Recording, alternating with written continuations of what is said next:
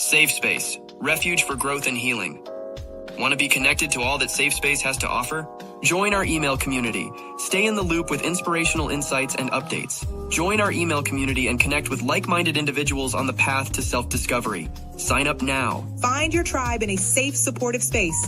Join the Safe Space private community and connect with others who get it. We're waiting for you. Stay connected wherever you are with lives and video drops. Text V Terrell Hill to 833-458-3658 for instant updates and powerful insights. Join the text community now. Curious about what's next? Book an intuitive tarot reading with V Terrell Hill and get the clarity you need. Your future awaits. Heal from within and transform your life. Schedule a soul healing consultation and take the first step towards wholeness. Start your journey today. Click the Linktree link inside of the description box connected to this video for all of what the Safe Space universe has to offer.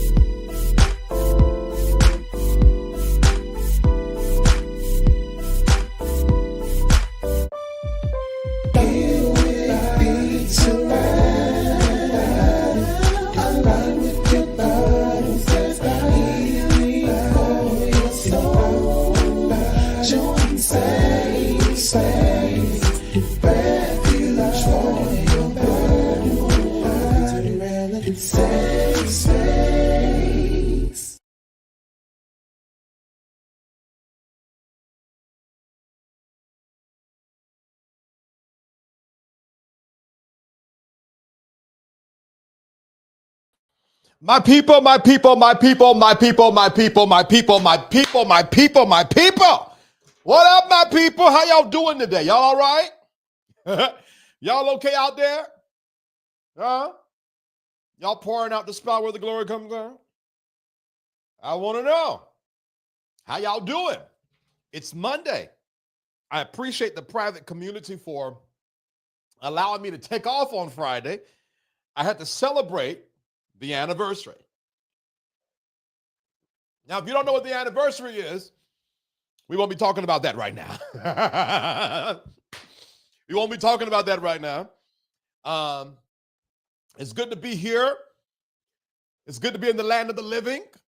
It's good to be amongst family, friends, and the bush people. Now, y'all be careful about being in those bushes because you know what's in the bush, right? All you bush folks that watch this, you know what's in the bushes, right? The juju. That's why you need to like, share, subscribe, and comment. So that juju don't get you. Anyways, let me put my little members up, little banner up there now. Hold on one second. Members only segment. There we go. Now, this segment is called the show overview, where I go over the show. And it's for members only to comment so that I can speak to the members of the Safe Space Private Community. And I go over what we're going to be talking about today. Now, I have an announcement. So you guys put your seatbelts on because I don't have a script today. And I've never known a show where I came on here without papers in my hand that went normal. And if we do it today, then it will be a first. So, number one, we're going to be talking about Bishop Mark Chironna had some words for the Christian church. It was a bit of a rebuke, a bit of awareness, a bit of instructions. And I want to know, are we receiving those words from him? Is he a candidate to say what he said? Then number two, our good friend Patrick Wooden did a little woe is me. Now we're going to talk about his health a little bit too. Did a little woe is me. The people are after me. I'm such a sacrifice for God because I like Donald Trump. And we're going to talk about that as well. And then we're going to end this show. Okay. All right. And then who else knows what might happen?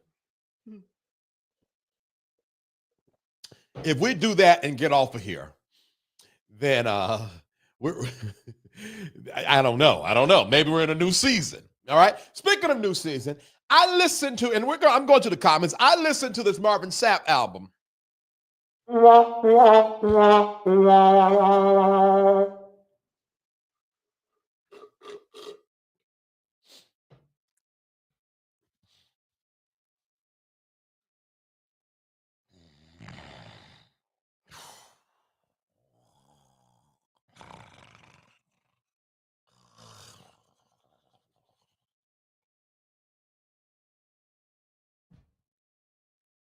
We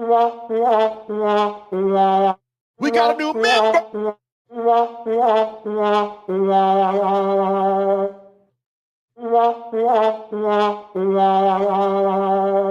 Now, Marvin, I ain't got no problem with you. We ain't got no beef. But, sir,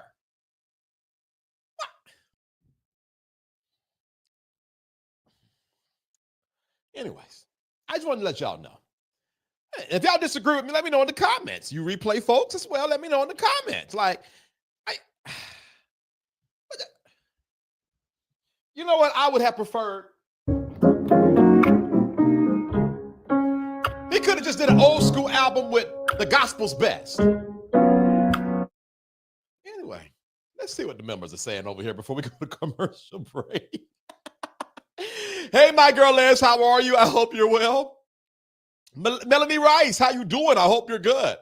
What's up, Lisa Bailey? How are you? I'm looking, Lisa. Now, Lisa, I know you're just one member of the private community, and there are thousands of people that watch us every week, but you're supposed to email me. And you didn't do it, Lisa, and I'm offended. Hey, Sheridan. Y'all, Sheridan had such a great topic on her show today. Are single women safe in the black church? And I ain't gonna hold you, Sheridan. I've never even went down that train of thought before. I always think on behalf of the black gay man, but I never put my feet in your shoes. Especially when you look at the demographic of the black church, women, men on the LGBTQ spectrum, and then those that are straight hurry up and get married. You know, you see a nice couple, they date 2 and 3 months. Next thing you know, that's they man and woman of God. They man and woman of God gathered in partnership and married and carrying on. So if you are a woman whose route has been to take her time, so y'all should go over there and check that out. Hey, Frandrew, how you doing? I hope you're well. Sharon Giles, how are you? Hope you're good, Sharon. Oh, Sharon snuck in because I made the membership thing too late. Let's see here. That's y'all talking to. Vic Madam, how are you? I hope you're good. Cassandra, how are you doing? Cali Diva for Life, how are you? How are you? Y'all all right? Hey, as soon as I had said y'all all right, Lisa, I looked down and saw you say that, and I got tickled. Cookie Wookie, how are you doing? Jestelle, how are you doing? Singing Queen, what up with you? Oh, yes, we are good. I'm glad to hear that. I'm glad to hear that, Sheridan. What up, LaQuisha? How you doing? I thought Lobi's Juju got a... Y'all, listen. I'm not dumb, right? Y'all know I'm not dumb, right? I know that there are some people that watch me that feel like I got bamboozled. And you know what? If you thought I got bamboozled off of one phone call, you didn't like me in the first, you didn't like me nor believe in me in the first place. And you know what's crazy about this, and I know it's not you, Nicola, but let me just get this off my chest real quick. Nobody knows what we talked about. But just because I'm not out here defaming his name in this moment, there's this assumption like I'm just so easily manipulated. And you can suck my, praise the Lord, everybody. But not you, Nicola, not you. That was a joke, I know, but I had to get that off my chest in the first place. Because my nerves got on this weekend. Lions and tigers and bears, oh my. Let's see. My granddaddy says we're in the land of the dying, on our way to the land of the living. Oh my God. Come on now. What are we sipping on tonight? I don't know. We got to ask Nicola. Sorry. Protein shake. And I'm not disclosing it. I am not disclosing the conversation because it's not a conversation to be disclosed. Tell you something. You don't let people who, oh, this about to be shady. This must have been on my heart. Hold on a second. Let me not say, but let me just say this. Don't let people who have not been in your seat make you believe something about you that's not true. Because folk will have you thinking something that ain't even true about you, and they haven't even had the opportunity. Hey, VT and Safe Space family. I pray everyone. Hey, Angel Heart. I'm sorry. I had to get this off my chest, y'all, because that thing been burning me all weekend. Hey, Just Being Me, how you doing? What he said was so good. It was good. It was good. Hey, Mel B, how you doing? Here we go. We're serving Lovie's lasagna, EJ's tossed salad, and Larry's lemonade in the fellowship hall and Michael's cakes. Y'all are nuts. It wasn't no romance album. It was a low-key, slick worship album. Almost like great marketing to get us to listen to it. Now, let me be honest, guys. I didn't watch the whole thing. I mean, I didn't listen to the whole thing because my nephew came in talking to me. So maybe it got better. Hey, Janita Curbs, how you doing? I keep telling Marvin Shop we already have Candy Barris and Trey Songz. We don't need another Billy Goat. Oh, my God. The EP, okay. I'm not clicking you no more. Hey, of course she did 1406. I got to go watch. Hold on. The answer is no. The answer to that is no. Thank you, my friend. Hold on. Oh, my girl Les. Oh, okay. I see what you said, my girl. Yeah. The answer is no. Black single women are not safe. I'm coming, y'all. Is the album sleepy? No. The album's not sleepy. The album is undone. The album is a figment of our imagination. There is no album. Just some words to some songs on Apple Music. It's tax season and the business booming, but I'm going to email you. Oh, okay, Lisa. Okay, good. Listening and driving. Hey, my Charlotte, how you doing? I hope you're well. Check it out, my girl, Les. Check it out. You're going to enjoy it. Right? That pick is so stupid. Oh, my God. Say it with your chest. No, because... And I don't care. Leave me. Don't support me. But you clearly don't support me in the first place. Like, the unmitigated gall of some people to say certain things without any context at all. I told my private community, yes, I talked with him, and I will not disclose what I said. And somewhere in somebody's heart, see, Larry done got him. Dragon.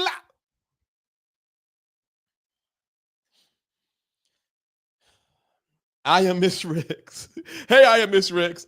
You know what? I missed y'all too, Thick Madam 39. I did. Loby told on himself by coming on your live and requesting a chat. That spoke volumes. You didn't have to tell me a word. You feel me? Spiritual. Okay, spiritual. Listen. I don't know. I got to get out. BT had a second thought about that phone call in the middle of me asking what was he sipping. Y'all stop. Listen. Don't insult my intelligence. Hey, Larissa, how you doing? And let me tell you something.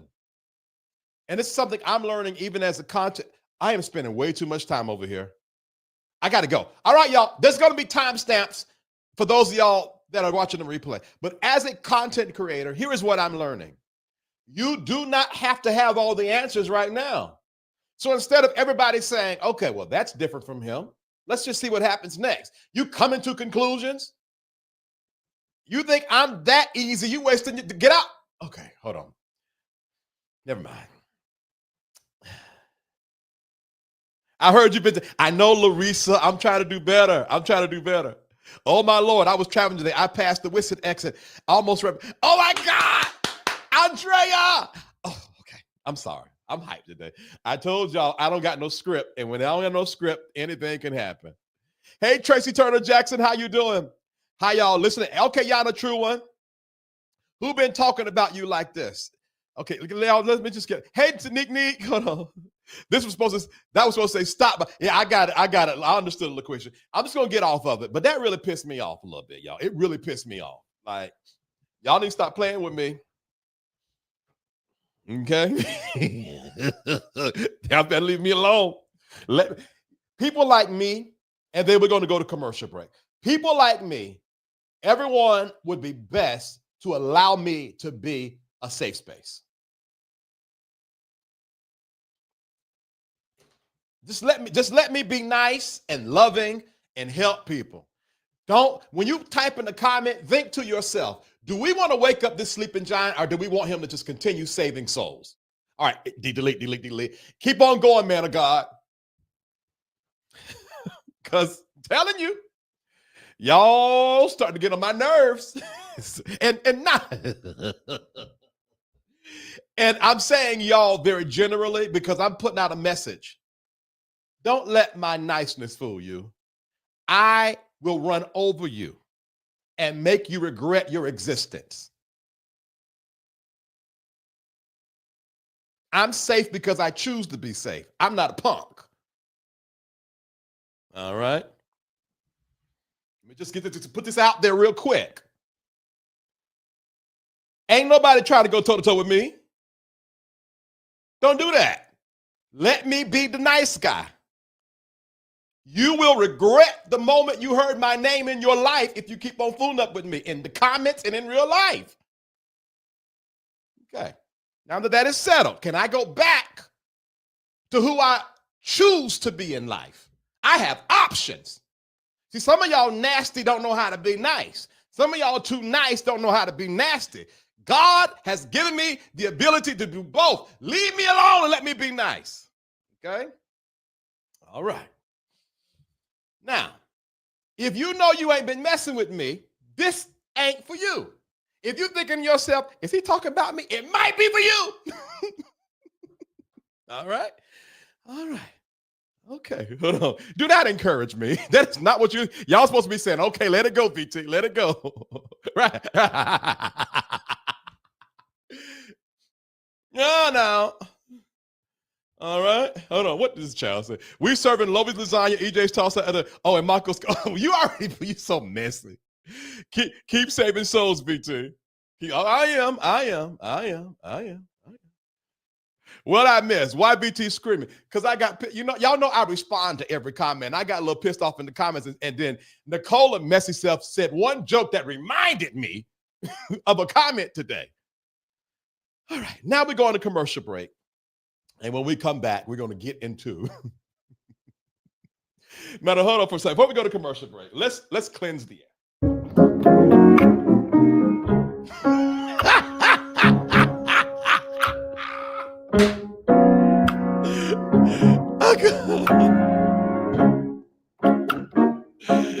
All right, we got to cleanse the air.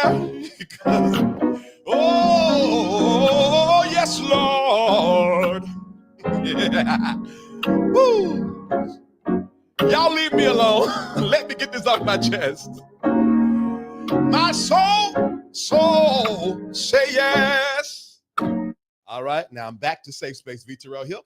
We're going to go on commercial break, and then when we come back, I'll be opening up the comments for subscribers. I'll just open up to everybody today to comment. We're going to be talking about Mark Chironna. If you don't know him, you will be knowing him soon. And then we're going to be talking about Donald Trump and Patrick Wooden, and then we're going to get out of here. Okay. Hold on. What? Right. This is sponsored by good old F around and find out session.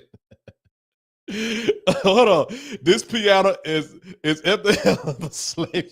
Let me get out of here. We'll be back, y'all. Y'all are done. We'll be back. Here we go. We are inviting you to Impartation 2025, a cross-generational family conference in this great city of Charlotte, North Carolina, this March 7th through the 9th. Join us as we ignite the Pentecostal fire with practical in our journey to healing and strengthening our family bonds. This conference is inspired by our podcast, Bridging the Gap with the Heels. We invite you to embrace the art of family healing, from navigating tough conversations to taking the personal steps for self-empowerment. Faces are feeling really fast as we are anticipating this event. Register now to secure your spot in this community of dedicated people to the mending of hearts and to the flourishing of families. Yes. Don't miss this opportunity to be a part of Impartation 2025. Safe Space, refuge for growth and healing. Want to be connected to all that Safe Space has to offer? Join our email community. Stay in the loop with inspirational insights and updates. Join our email community and connect with like-minded individuals on the path to self-discovery. Sign up now. Find your tribe in a safe, supportive space. Join the Safe Space private community and connect with others who get it. We're waiting for you. Stay connected wherever you are with lives and video drops. Text V Terrell Hill to 833-458-3658 for instant updates and powerful insights. Join the text community now. Curious about what's next? Book an intuitive tarot reading with V Terrell Hill and get the clarity you need. Your future awaits. Heal from within and transform your life. Schedule a soul healing consultation and take the first step towards wholeness. Start your journey today. Click the Linktree link inside of the description box connected to this video for all of what the Safe Space universe has to offer. All right, hi, my name is V. Terrell Hill. Welcome to Safe Space with V. Terrell Hill. I am a healing soul healer, all right? And if you want to be notified when I go live, text V. Terrell Hill to 833-458-3658. I go live Monday through Thursday, 9:30 p.m. Eastern Standard Time, and on Friday at 6:30 p.m. Eastern Standard Time, all right? Text V. Terrell Hill to 833-458-3658, all right? I need 10 of you to send $10, all right? 10 to send $10. And if you do that, you'll help us reach our goal. This is how we pay for all of the things. Oh, by the way, the sign should be here anywhere between the 18th and the 19th. And today is the 17th. So I'm looking forward to the sign. It's going to say right across here, Safe Space. Okay. Now, I hope it's the right size because it comes from China, number one. Also, God dog it, Donald Trump, please don't let these people charge me extra tariffs. So we'll see. Nonetheless, send $10 to Safe Space VTH, $ Safe Space VTH. Is the Cash App, PayPal and Zelle is info@vterrellhill.com. And the Venmo is at vterrellhill, okay? This Cash App is Safe Space VTH. PayPal and Zelle is info@vterrellhill, and Venmo is at vterrellhill. Someone mentioned Wisset, and I'm so glad you were able to drive through. The P.O. Box is P.O. Box 221, Wisset, North Carolina, 27377, all right? I forgot to check it today. I'll check it tomorrow. The P.O. Box is P.O. Box 221, Wisset, North Carolina, 27377. Send something nice, I'll open something nice. Send something not nice, I'll open something not nice. Surprise me, I will not open it until I get in front of the camera. Oh, I am setting myself up. But go ahead and surprise me. That would be fun, all right? Join the private community. The Linktree link in the video description box of the video has the video description box next to this video has a Linktree link. Click it. You can join the private community that way. If you're on YouTube, up under the watching your desktop or laptop, there's a join button. You can click that way. The moderators are putting it in the live comments as well. All right. Email me at info@vterrellhill.com for all things connected to me. If there's a story I should cover, I get a story wrong. You have a grievance, it's better to email me than put it in the comments.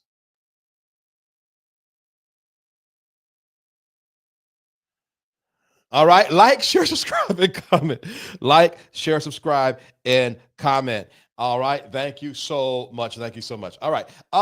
Let's see. In fact, how many likes we got? We have 38 likes and 111 people watching on YouTube. Go ahead and like. All right.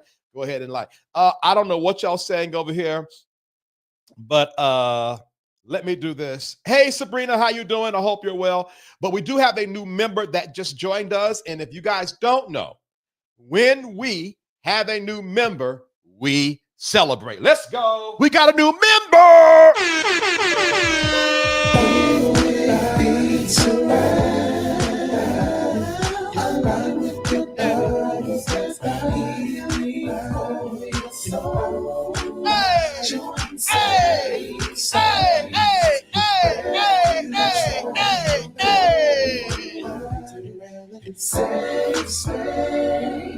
Welcome, Angie's Angle, to the private community.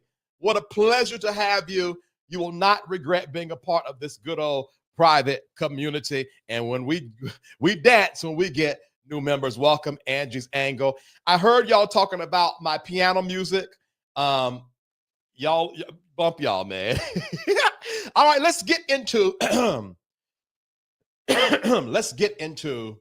today's topics. All right, hold 1 second. Let me do some timestamps here. 26:40. Mark Chironna. And let me say this real quick. I don't have no beef with Mark Chironna. Matter of fact, if you know who Mark Chironna is, put 1 heart in the comments. I'm interested if you guys even know who he is. It's the good old Caucasian brother outside of Donald Trump on this thumbnail beside me. Well, Mark Chironna had some real wise words to say, but the question is that I have is, should the message have come from him? Okay. So before I even get into the commentary of it all, I am going to play this thing. Now, somebody said that's his real name, Mark Chironna. Yeah, that's his real name. Okay. Sabrina has heard of him. Andrea has heard. Of course she did. Just Being Me, LaQuisha. Sheridan has never heard of him until I heard what he said. Okay. All right. Yeah. So some of y'all have heard of him. He's an old head. Now he's been around a while. He was one of those people that peaked a while ago, still doing ministry, but not as popular as maybe others. Let's listen to what old Marky Mark got to say, and then we will discuss here. Let's go. Leaders as senior pastors in the emerging generations. Listen carefully, because I'm staying really focused on the topic at hand. The rise of the CEO pastor and the corporate mindset overtook the church a number of decades ago. Somewhere along the way, the church stopped asking what it means to be faithful and started asking what it means to be successful. And that shift changed absolutely everything. When pastors became brand managers, congregations turned into consumers, and the pulpit became a platform for influence rather than a place of sacred proclamation, we lost something essential. The CEO pastor is not a scriptural figure. He or she is a product of the industrialized, efficiency-driven culture that measures success by output, scalability, and visibility. In a world where corporate metrics determine value, we exchanged the slow, cruciform work of discipleship for expansion models and leadership strategies borrowed from Wall Street and Silicon Valley. I was part of that generation. What was once a sacred vocation formed by prayer, suffering, and wisdom has been repackaged into a career path measured by audience size, book deals, and social media reach. The shift, my friends, was not accidental. The late modern church, particularly in the West, has been shaped by the logic of consumer capitalism, where growth is the highest virtue. The megachurch phenomenon reinforced the belief that bigger is always better, that a church is healthy if it's expanding numerically, and that pastors are successful if they're building an empire. As theologian John Drain warned us in 2012, in the McDonaldization of the church, we began valuing efficiency over depth, control over mystery, and predictability over the unpredictable movement of the Spirit. We wanted to be in control. But what happens when you scale something that was never meant to be mechanized? You create systems that are unsustainable, leadership models that crush those within them, and an ecclesiology that rewards performance over authenticity. When pastors become executives, their congregations become an audience to be retained rather than a people to be shepherded. What's the result? Burnout, moral collapse, disillusionment, and a shallow spirituality that thrives on spectacle but lacks the substance that belongs to Christ. What's most troubling is that this model was never challenged. It was embraced. Christian leadership books began to quote business gurus more than they quoted Jesus. Church conferences became indistinguishable from corporate leadership summits. The pastors as visionary CEO became the default model, and the language of strategy and branding replaced the language of shepherding and servanthood. But here's the truth. Jesus never built an empire. He never strategized growth models. He never cultivated a personal brand. He never measured his influence by numbers. The moment the church forgets that leadership is cruciform, it exchanges the authority of the cross for the power structures of the world. And when the world sets the terms, the church loses its soul. So here's the question every emerging leader needs to ask themselves. Are you a shepherd or are you a CEO? Because the one lays down his or her life for the other, for the sheep. The other monetizes them. And if something in you is stirring as you hear this, if you're wrestling with what this means for your calling, you're not alone. These are the conversations we need to be having. And I'd love to walk alongside leaders who know there has to be a different way. More soon. Stay with me. All right. What an interesting monologue. Now, I am. Hold on. What does this say? Ella, now I hear it and see Jan Crouch walking on the stage. You're right. I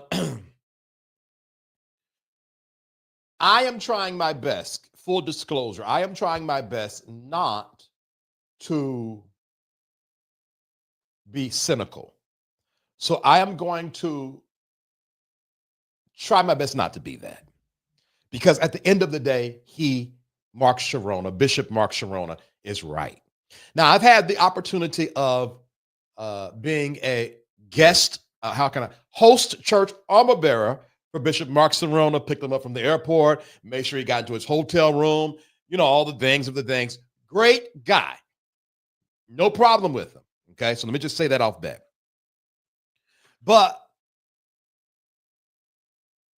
I agree, and I also say, I believe that's where the empathy left the church. Then at the same time, someone asked me in a comment today that I was reading, when was empathy ever in the church? Hold on a second. Because, in church, we have that one mother or those women or these people that we highlight that was full of love. So-and-so always been kind.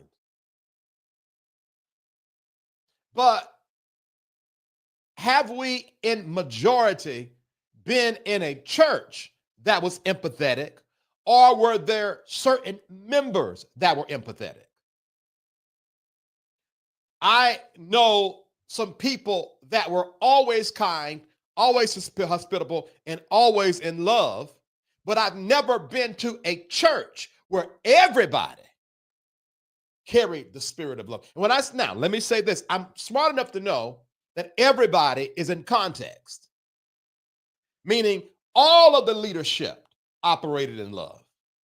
All of the leadership operated in excellence.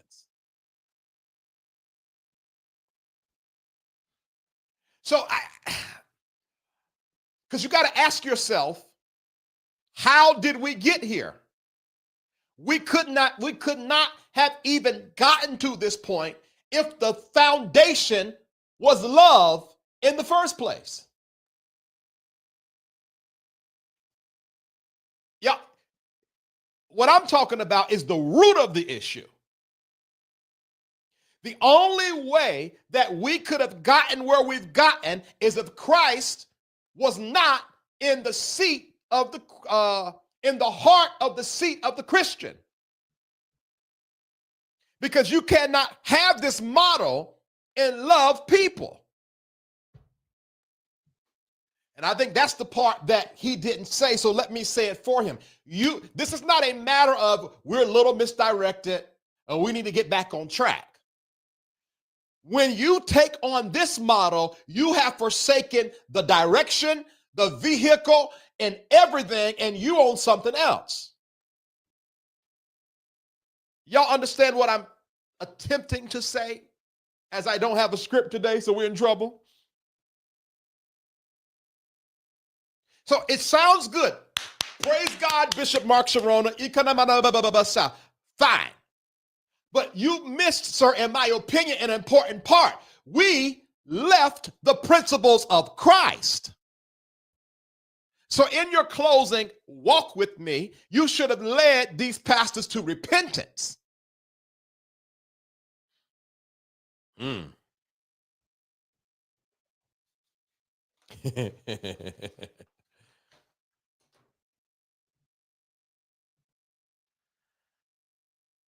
understand what I'm saying? So, and let me say this. This isn't a one-off. Most religious institutions that I have been connected to carry this energy. We want to grow. Excellence means growing the church. Excellence means dotting the I's and crossing the T's, but it'll have nothing to do with spirit and saving the souls of men. Excellence means making sure the greeters are there and the parking lot ministry and all of the things that make a pretty local business, a great or excellent local business. Now, I got something else to say. Oh boy. The Mark Chironnas, no disrespect for what I'm about to say next, and the Rod Parsleys of the world helped and assisted the ruin of the black church. Oh God. They took on the language, they took on the spirit, they took on the style, they connected to TD Jakes, and they did all of this and brought in their savviness. And now you'll be hard pressed to find a local black church that feel like a black church. Everybody wanted to be like TBN. Oh God. Y'all understand what I'm trying to say? And I remember growing up and preachers would talk about, this better be really important. Sir, I'm live. It's my nephew. That joker. And it'd be about cleaning. He want to know, do he have to have the kitchen clean before I get off live? God dog it. Anyway, I remember pastors preaching. We ain't singing them old songs no more. That's yesterday. Not realizing that the spirit that charged the black church would not survive the CEO gospel of the white church. We knew it was your nephew, right? Having the appearance thereof, but denying the power.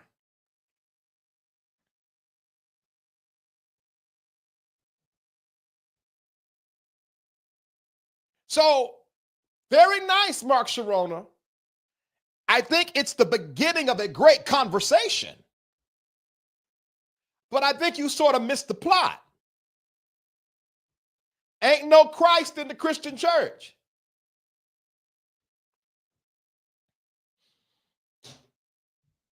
Ain't no Christ in the Christian church. Now, I got a question I want to ask y'all real quick. Are we okay? And I'm not setting it up for a gotcha moment. I really want to know y'all's heart. So I know y'all cut up in the comments, but I really want y'all to respond to this. Are we okay accepting this message from Bishop Mark Chironna when him and others greatly contributed to this? Yeah, I'll leave it like that. Are we okay accepting this message from him?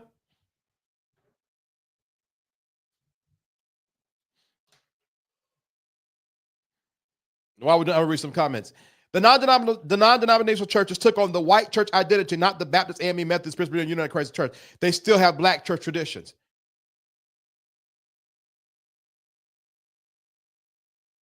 Okay, I'm going to mark this so I can know, because I'm going to read some comments while y'all go. And somebody mentioned Real Talk Kim. Oh God, I don't have the script today. I'm in trouble, but I cannot stand these. I am not talking about white people. Okay. Somebody might be watching. I'm not talking about the white race. I'm talking about a very specific type of white people that is so fake and phony and black-faced that we accept because they're charismatic.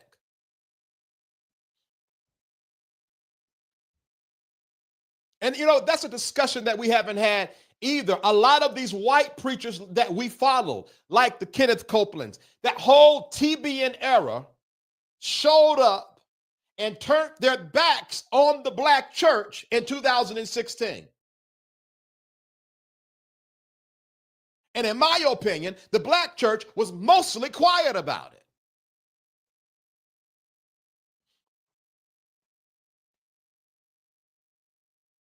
Oh, here is what's, I don't know why Real Talk, because she is one of those, in my most precious opinion, white cosplaying, wannabe black, no power preachers that somehow or another we let in our doors.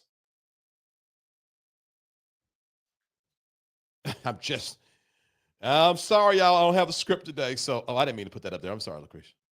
All right, let's see what y'all saying. So Sharon Gow says she's not okay with it.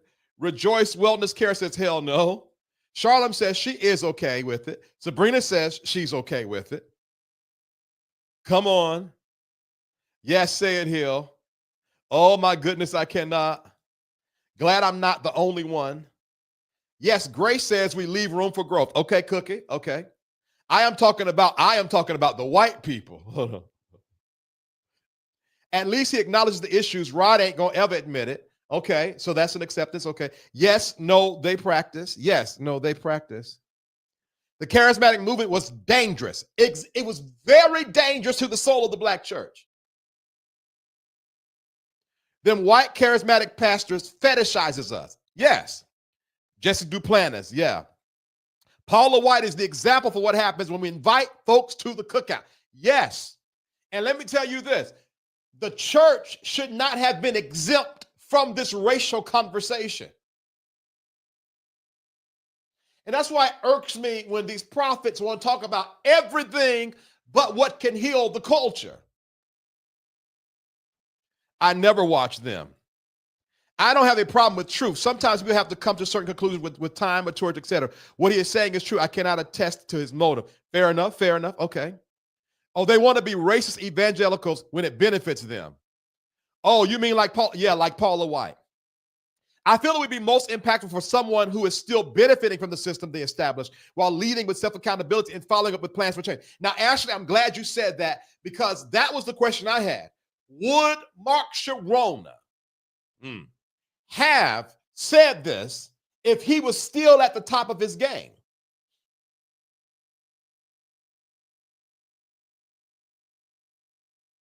Let me tell you this. When I came out with that video last year, there was still an opportunity for me to send one text message and save myself from eviction. There's no opportunity now. I didn't dry the system up, get everything I can from it. See, the last text message between Larry and I'm saying this for an example, was Larry saying something to me that I chose to ignore. I could have kept the relationship, dragged it all the way out, and then come out demonic networks. I walked away when it was still beneficial for me. So to Ashley's point, it does make me question when we get these sage words from people after their height, like Benny Hinn and some of these others talking about some, the prosperity gospel really wasn't that biblical. After years and years and years and years of collecting the money. Vincent, 2016 was the beginning of my exodus from it all. Yeah, it bothered me. And it bothered me that we were mostly quiet when we found out that a lot of these white preachers that benefited from the black church so easily turned their backs. After building their ministries on the back of, on the back of blacks, absolutely. I do not believe this current system can be rehabilitated. Start again. I absolutely actually have been questioning that.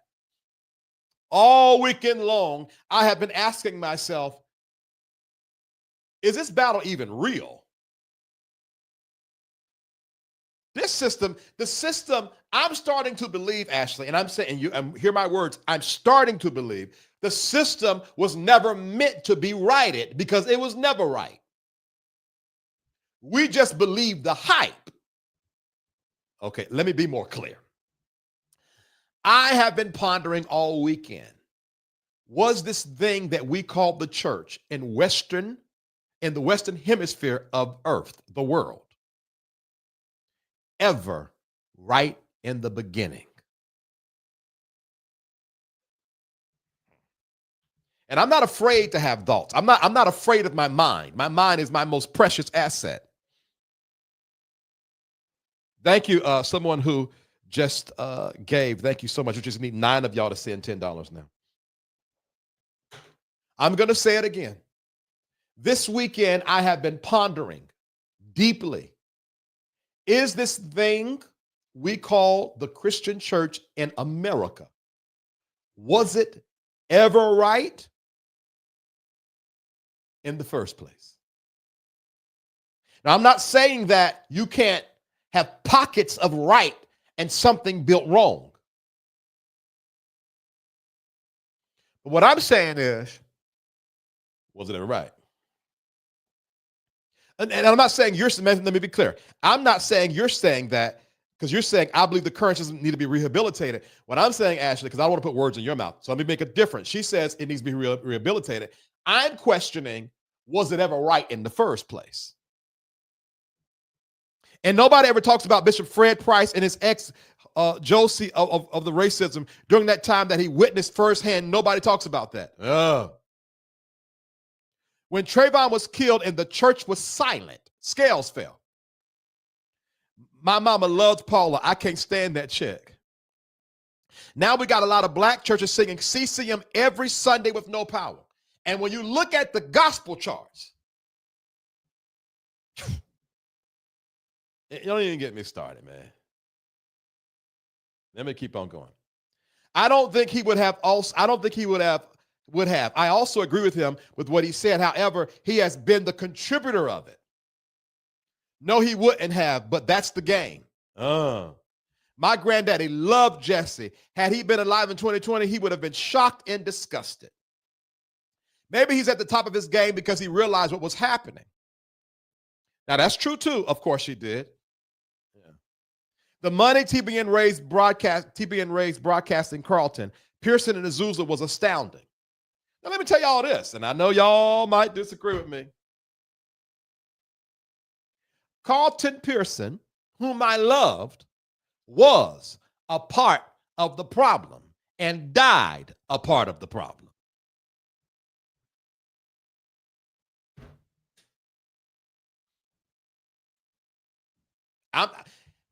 I'm not confused.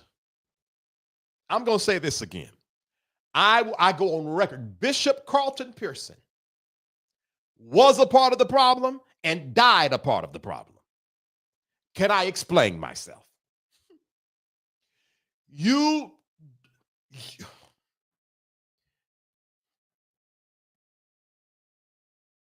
my most sincerest opinion, you don't die with the secrets unless you had a reason to die with the secrets. So I don't trust that whole, I'm such a good person, my heart for the people. That's not how this goes. You don't rise in the ranks like Carlton Pearson did, pure-hearted. That's not how this works.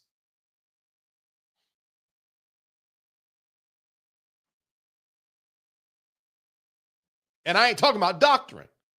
Carlton Pearson was a part of them that has the church suffering right now. Those same fathers Carlton Pearson came up with are still around right now and fathering the Christian church.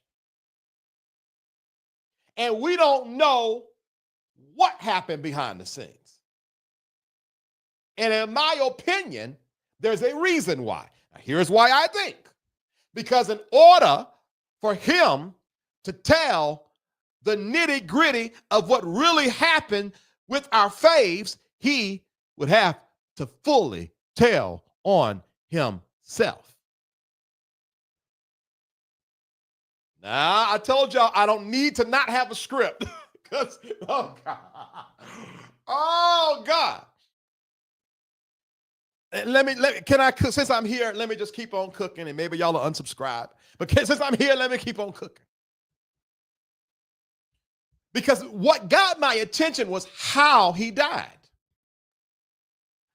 Holy man, upright, pure heart, took a stand for what he believed, but could never, oh gosh, let me slow down. Now, this is my opinion. This is my opinion. Could never break past how he looked. He looked like the Carlton Pearson of the 70s. He talked like the Carlton Pearson of the 70s. His doctrine just changed. And it was like he was stuck in a time box that he himself could not break out of. And when he died with people fussing back and forth about how he's supposed to die and did he own his home and his financial affairs and having to raise money. And I said, this does not sound like the kind of person that attracted goodness to his life. He died like the person that attracted chaos to his life. I know I might be stumbling and jumbling, but I hope y'all are hearing what I'm saying. I said, well, what could it be? And you know what I concluded? He died with the truth locked up in his heart. Why? I've been asking him to come tell me. And one day he came in my dream. I might as well just lay it all out, since y'all think I'm a warlock anyway. I had been asking Carlton Pearson to visit me and tell me, what was it? What is this that we don't know? What? Something ain't right. Something's not adding up. You were too great of a man to die like this. And I had a dream that we were in a church. And my mother, she knew Carlton Pearson. And she ran up to him and said, hey, I want you to mentor my son. And he looked at me and ran away from me. I said, why is Carlton running away from me? It made me think, because you're asking too many darn questions, Vincent. You're disturbing this man's rest. All right, I'm done. Because y'all already think I'm kooky anyway, so I might as well just tell you what's really going on. At this point, I'm just waiting on the rapture. All right, let's see here. Pastor Mark is saying that because he got his money and he's too tired to do the new thing for the new generation. But I bet that video is him getting ready to start a conference or something. Well, at the end of that video, Aretha Simons, he said something that got my attention, like, follow me or go with me. And I said, was this a pitch? Did we just get pitched to and didn't know it? Azusa opened the doors to whites to monetize off the black church. Hey, Celeste, how you doing? Now, I'm scared to go down to the bottom of these. Oh, okay, let me see here. Somebody said, rest well, Bishop. Okay. I get business in my dreams too. Keep going. Okay. Okay.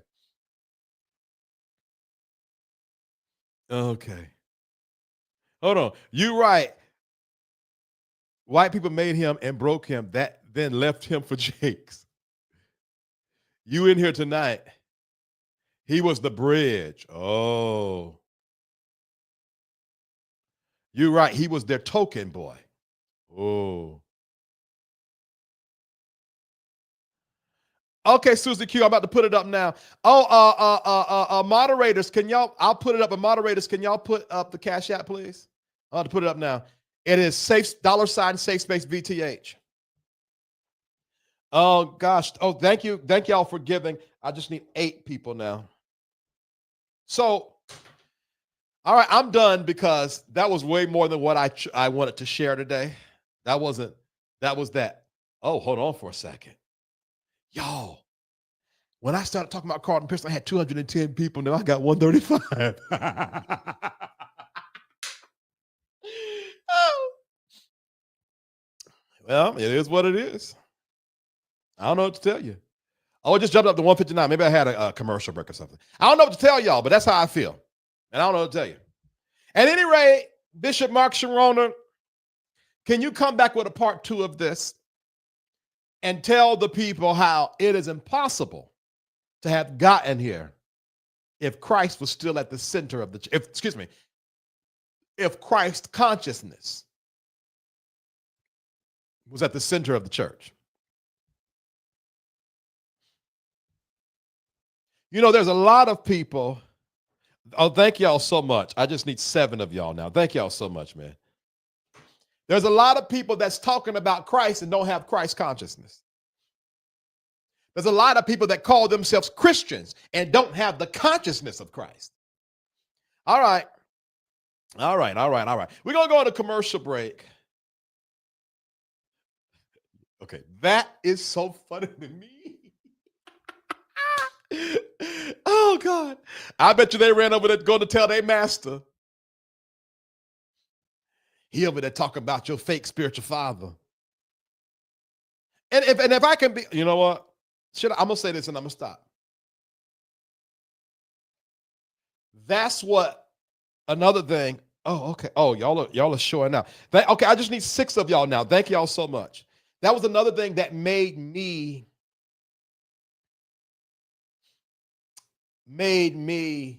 question. And I asked someone, I really did. There was someone I know for a fact was connected to Carlton Pearson.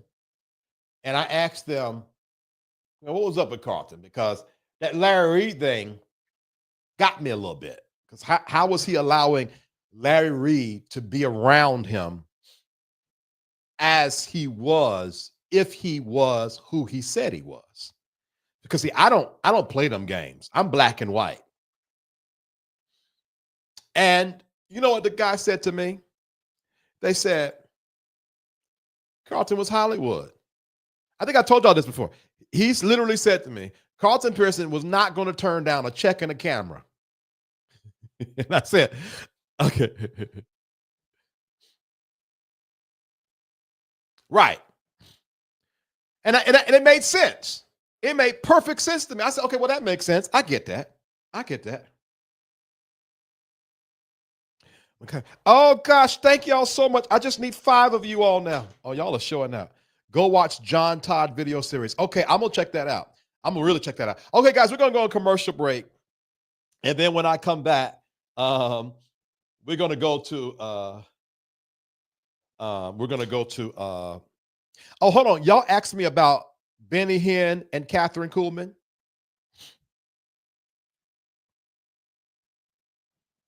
Oh, gosh, hold on. Okay, 4 of you. I just need 4 people now. Thank y'all so much. Hey, Ann Brock, how you doing? How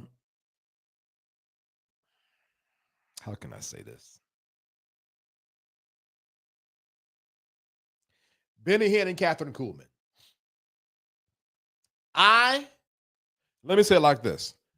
What I am learning as I am becoming a big boy, I don't want to be I love the black church. I love spirit. Oh, God. I cannot wait next month for the conference to get together with people that don't mind praising and worshiping with me and enjoying spirit together.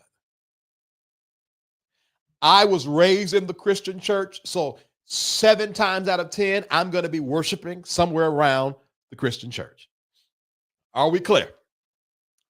That being said, no one gets my blanket trust. Because what I am learning, and I know this might be a hard pill to swallow, and y'all, I'm searching my heart. I'm searching for proof. I can't seem to find it, though. Oh, my gosh. Thank y'all so much. I just need 3 people now. I can't seem to find it, so let me get to the point. Not 6 times out of 10, it was all fake. Benny Hinn's nephew. Benny Hinn's nephew did a whole series on what was going on behind the scenes with Benny Hinn Ministries. Oh my gosh. I just need 2 of y'all now. I tell y'all what, when y'all get to going, y'all don't stop, man. Benny Hinn's nephew did a whole behind the scenes. So it's best to just not blanket anything, all right? All right, we're going to go to commercial break, and then when we come back, oh, God, it's an hour. All right, when we come back, we're talking Donald Trump and Patrick Wooden, all right? Ladies and gentlemen, we will be right. Hello, my name is Pastor Perry Hill. I am the founder of Lifeline Press Center. I am Angeline Hill. I am the Vice President of Lifeline Press Center. I'm Vitero Hill, the founder of Safe Space. We would like to invite you to our conference, Impartation 2025. A cross-generational family conference. Our generation deserves to serve God without constraints of cultural or religious beliefs. The purpose of this event is to bridge the gap one generation to the next. That different styles of worship are done in unison to the Divine One, and the power of God may be felt like Pentecost. Honoring God based on who you know God to be, from the depths of our hearts, that everyone will feel the love of God with no limitations. For more information, go to lifelinepresscenter.com or scan the QR code at the bottom of the screen. Safe Space, refuge for growth and healing. Want to be connected to all that Safe Space has to offer? Join our email community. Stay in the loop with inspirational insights and updates. Join our email community and connect with like-minded individuals on the path to self-discovery. Sign up now. Find your tribe in a safe, supportive space. Join the Safe Space private community and connect with others who get it. We're waiting for you. Stay connected wherever you are with lives and video drops. Text V Terrell Hill to 833-458-3658 for instant updates and powerful insights. Join the text community now. Curious about what's next? Book an intuitive tarot reading with V Terrell Hill and get the clarity you need. Your future awaits. Heal from within and transform your life. Schedule a soul healing consultation and take the first step towards wholeness. Start your journey today. Click the Linktree link inside of the description box connected to this video for all of what the Safe Space universe has to offer. Hey, my name is Vitero Hill. I'm a healing soul healer, and I don't have a script today, so I don't think that's ever safe. My bad, y'all, but I'm here. All right. Oh, I want to hear this. Listen, I want to hear what Cohort 5 has to say real quick before we get to the announcements. I believe Carlton was so glad to be among the Christian brothers again. He let it be okay. He was accepted again and was given the spotlight again. Cohort 5, I absolutely agree with that. And let me tell you this. Oh gosh, hold on a second. Let me timestamp this, because I'm about to say something a little vulnerable that most people might not say. Okay, 15. Y'all, when you were raised in the church like I was, let me put this up here too, because I want to make sure that everybody know what we're talking about. I'm just going to put Carlton, Pearson. When you were raised in the church like I was, and all you know is church. When you're at church, I'm a church boy. I still like Mark Moore, Brandon, Bishop Brandon. Bishop Brandon. Y'all know what I'm talking about. Nathaniel Green and Brandon Clack. The four of them guys got a preacher's podcast, and I was listening to them today, and I was so tickled because I understood Brandon Jacobs, yes. I understood all of their jokes. I understood everything, and I was sitting there laughing, saying, look at me enjoying the entertainment. Why? Because there are four church boys that are now grown men having a podcast, giving out preacher, church boy, black church those, and that's, I get it. I get it, Loki. That's hilarious. And so I find myself entertained by that. So the fact that I cannot enjoy the thing that I'm a part of hurts sometimes. Sometimes I feel disenfranchised. But I'm not going to sell my coat for it. So I could imagine Carlton Pearson feeling the same way, like I get an opportunity to get around some semblance of what I miss, and I'm going to take advantage of it. All right. That's that. So that didn't go as deep as I thought it was going to go. Anyway, hi, my name is Terrell Hill. I'm a healing soul healer. I come live Monday through Thursday at 9:30 p.m. Eastern Standard Time, and on Friday at 6:30 p.m. Text Terrell Hill to 833-458-3658. 833-458-3658 to be notified when I go live, okay? I just need one person. Y'all have showed out in a mighty way today. I am so grateful for you guys supporting the platform. I just need one person to send $10 and we will have met our goal today. P.O. Box 221 Wisset, North Carolina. 221 Wisset, North Carolina. 27377 is my P.O. Box address. Send me something nice, I'll open something nice. Send me something not nice, I'll open it. And I'll try my best not to open anything until I'm in front of the camera. So that will make it fun, actually. That will make it really fun, all right? Join the private community. There's 150 plus people over there. Join us. It's always a good time. We do after shows. We do in-between shows. We do before. We always doing something over there. Matter of fact, private community, I just posted a new video I need y'all to check out today. It was a pre-record. I recorded it last week, but go ahead and check it out today. I need you guys to comment if you want to be a part of that, all right? Email me at info@vterrellhill.com. Email me at info@vterrellhill.com. If it's a story I need to cover or anything like that, if I've called your name out and you want to come up and speak for yourself, I would love this platform to get to the place where the Mark Chironnas can come up and be like, I want to speak to Mark Chironna. Oh, okay, thank you so much. All right, we've met our goal. You know what? I want to speak to Mark Chironna. And I know just who I can reach out to get him. I would love to have that conversation with him. And I'm going to do it in Jesus' name. Yeah, and is. Like, share, subscribe, and comment. Like, share, subscribe, and comment. There are 166 people watching and 83 likes. By the time I come back over here, can we get this to 100 likes? That's just 17 people to go over there and like this. All right. I appreciate you guys in advance. Let's see what y'all are saying over here. You know what? Where has he been? I love the black church. There are things that are disappointing, but I don't throw the baby out with the bathwater. I love this church and my God. No, I love the black church. Oh, I absolutely love the black church. Hey, Vincent and Safeway. Hey, Daryl, how you doing?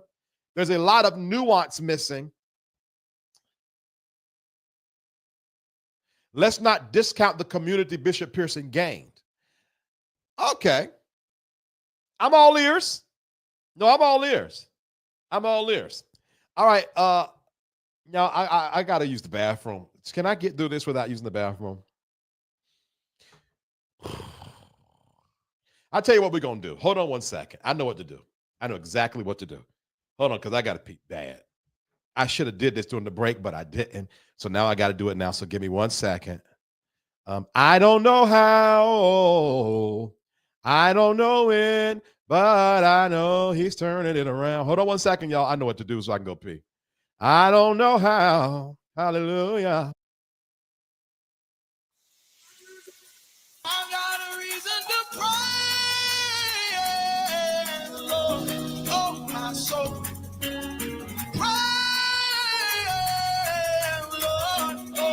So I've got to pray, Lord. Oh, I've got to. Oh, my soul. Pray. Oh, pray.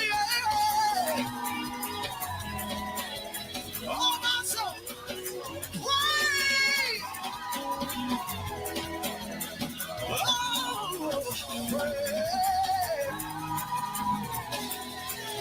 Oh, my soul, pray.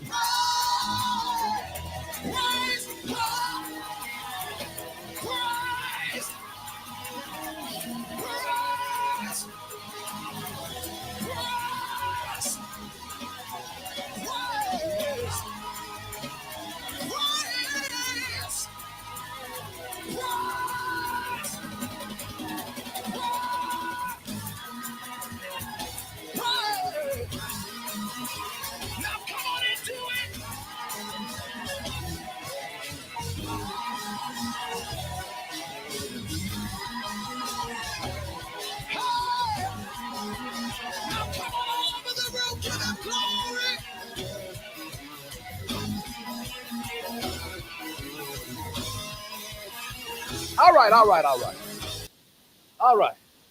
Woo. Woo, I feel better. Praise God. All right, let's get into oh God. This next one, child. Let me go ahead and set it up real quick. And hold on, what did I do? Lord Jesus, I pulled up. Hold on, y'all. I done took it off. Let's get into this next thing, but let me go ahead and get it set up real quick. This ain't gonna be long at all, y'all. I'm lying, but it ain't gonna be long at all. All right, let me pull this up real quick. Here. All right. Do like this. Do like this. And then we're gonna get on. I absolutely do not like not having a script. I feel out of place not having a script. All right, let's get into, hold on, Bishop Flunder and others fully embraced Bishop Pearson. He was welcoming progressive and unitary spaces. I agree, but is that what he wanted? Is that what he wanted? And then Bishop Flunder was a reject too. Like a trauma bond. And I don't know. You know what? Let me say it like this. What I said about Bishop Pearson is my 100% opinion. Is it 100% opinion? All right. Where am I at here? 113. Let's do 40.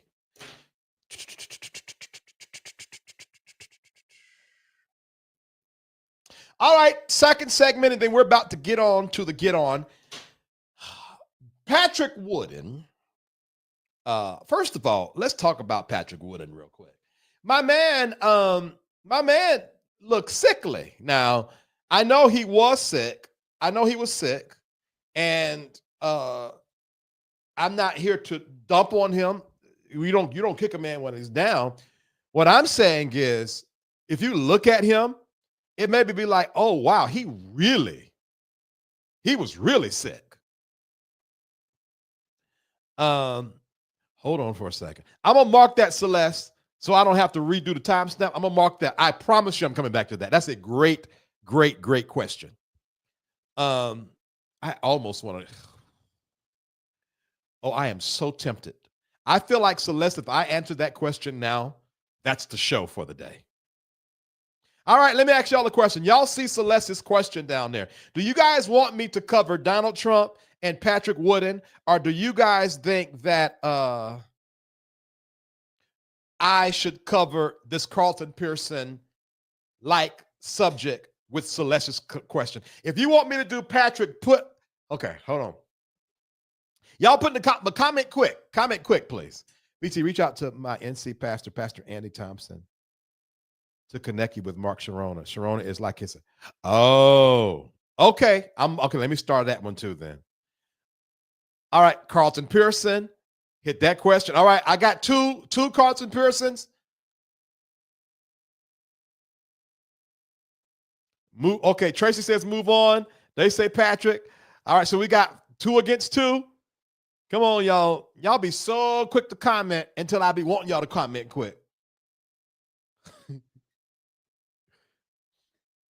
I'm gonna give it the timestamp 1:16:15.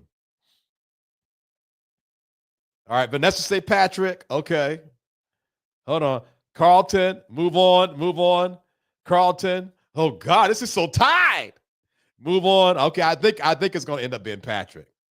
All right. I'm not interested in either. So Patrick. Okay. I don't see the question. Oh, the question was. Oh no, I'll tell you what. I'm coming back to that question. Celeste. I started, so I'm coming back to it.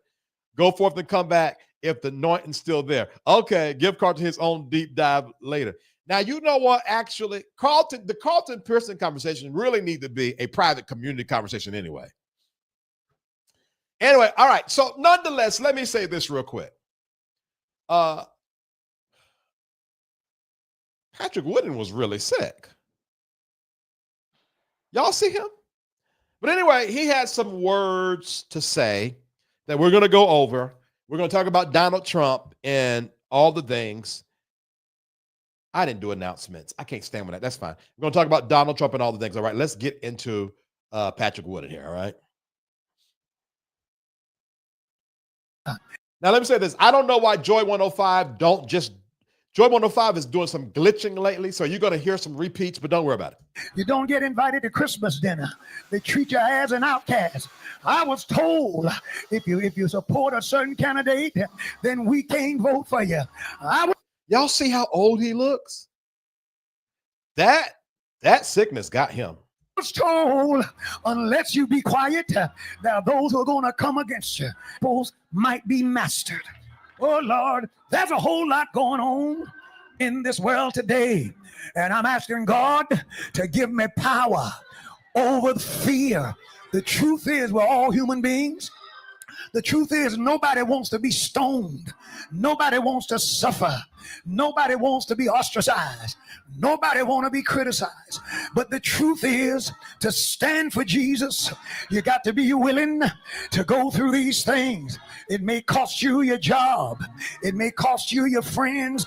I've seen this thing separate friends and family. You don't get invited to Thanksgiving dinner. You don't get invited to Christmas dinner. They treat you as an outcast. I was told if you support a certain candidate, then we can't vote for you. I was told unless you be quiet, there are those who are going to come against you. Good God Almighty, there's not one person who liked, hallelujah, being ostracized.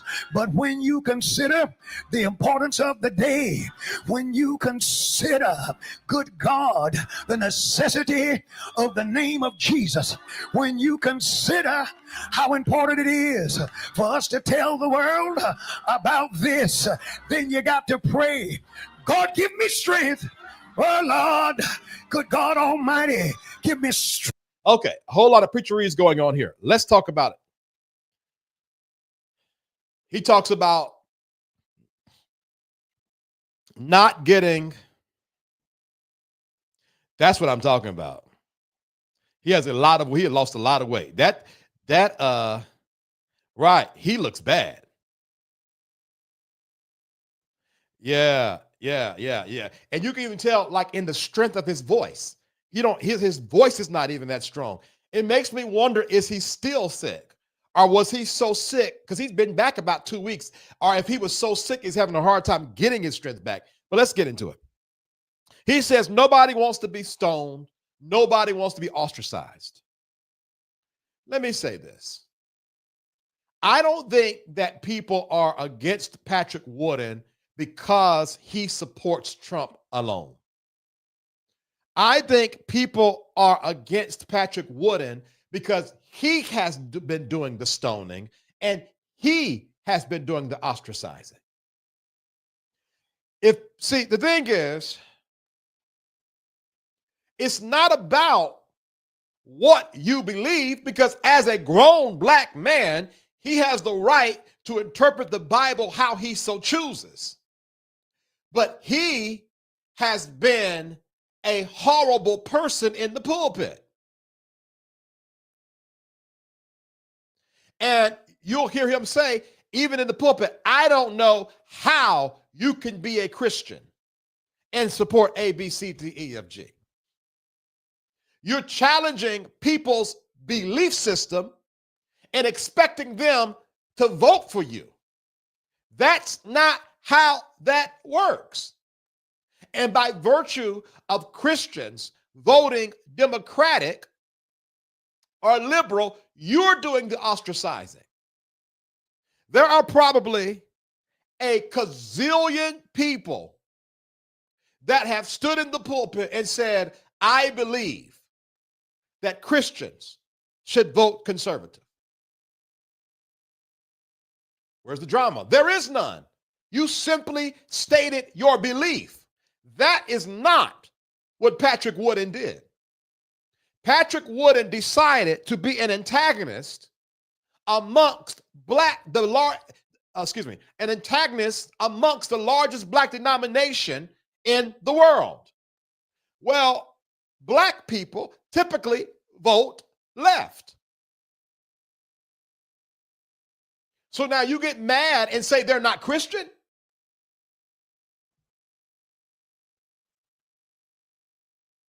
got what you deserved. So don't come whining and crying now that you didn't get what you wanted. Old folks say you can't S where you eat at. And if you wanted to eat at the Kojic table, you should have stopped pooping all over the Kojic people. Let's keep on listening to what he has to say. Strength to get over my fears. I realize that every stand I've taken, I didn't just take that stand. Good God Almighty, Pam took the stand. John took the stand. Crystal took the stand. My grandbabies took the stand. I realized up a room that you took the stand. People would still ask you, are you still going to that church? You see people roll their eyes at you at the grocery store. You see people, they would treat you funny. Are you still with Wooten? They wouldn't even get my name right. I realized, hallelujah, and sometimes in my spirit, I would say, God, am I leading the people the right way? The Lord said, stand, and I'll stand for you. Overcome your fears. Trust me. I said, God, give me power to continue to say what you would have me to say. And let's be honest. So God told you to say it the way you said it? Because again, there are members in Safe Space that have said straight up, we go MAGA, voting Republican, and not a one person said anything to them. He's misconstrued speaking for God or speaking on behalf of God and how he said it. And that's not fair. Sir, you have been offensive and you have been a pest. And then, unfortunately, because Christ died on the cross, everybody want a cross to die on now, besides their own cross. Your cross is not for public consumption. Your cross is in your prayer closet. You don't get brownie points because you're a public martyr, because you're running your lips. Like, come on now. Like, you.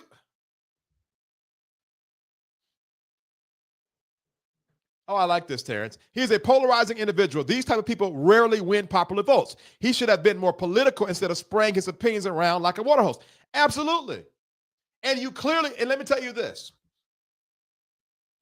Another reason why I'm starting to feel like he thinks he's doing the right thing because he actually ran and he thought he was going to win. He really thought he didn't read the room. All right. Let's see what there's some more stuff he had to say here. We're able right now to breathe a sigh of relief. I walked into a business the other day and an attorney walked up to me and said, Reverend, man, we can breathe a little bit. So ain't nobody gonna get fired if you misgender someone. Nobody's gonna get put out of a job. Praise the Lord. Children, our girls ain't got to compete with boys. Said, thank God.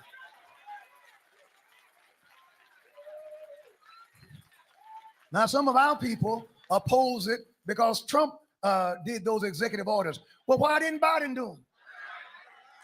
Why didn't others do them? They had the opportunity.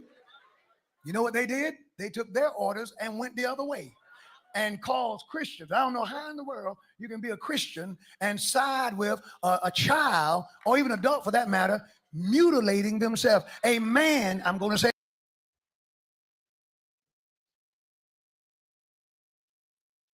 I don't know how you can be a Christian and side with a child mutilating themselves. Now, I know it's over the pulpit and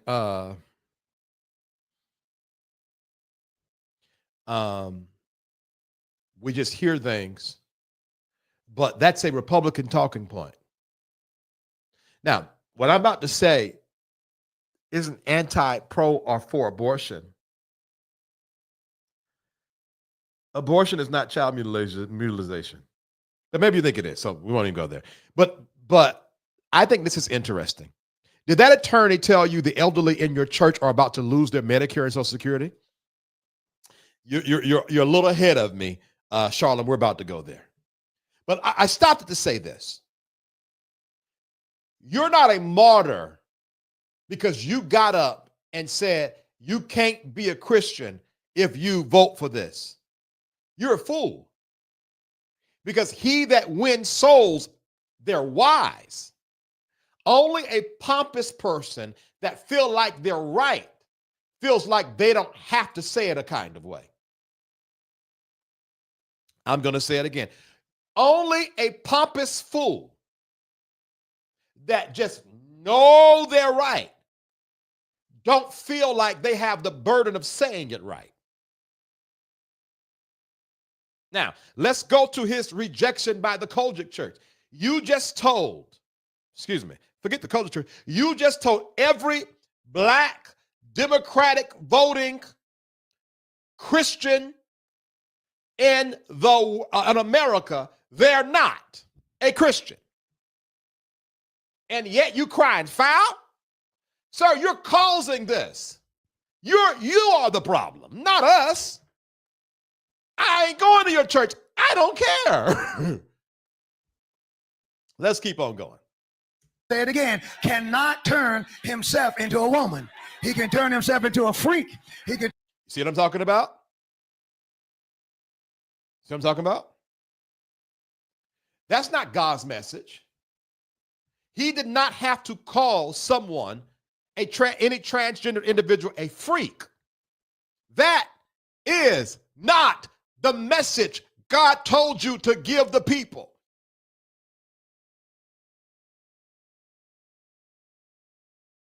So he gets no brownie points from me for standing in his truth. You're nasty, sir. You're nasty. You could simply say, I do not believe in a man or a woman changing their natural state to be another gender. And in this church, we do not follow that because it is against biblical principle. And that would have been okay because you have a right to believe what you want to believe. But you do not get the right without controversy to call people out of their names. Why?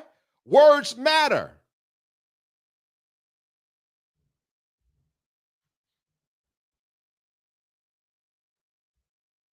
So this is not a holy stance.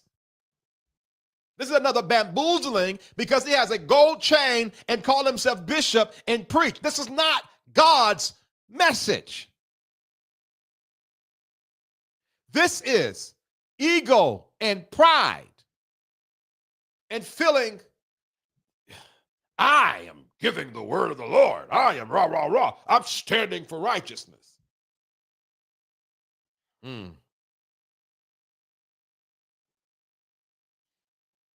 He is speaking facts, though. Let's be real. Now, his delivery is very demeaning and disrespectful, and he needs to apologize for how he delivered that message. But Cola, E the Great.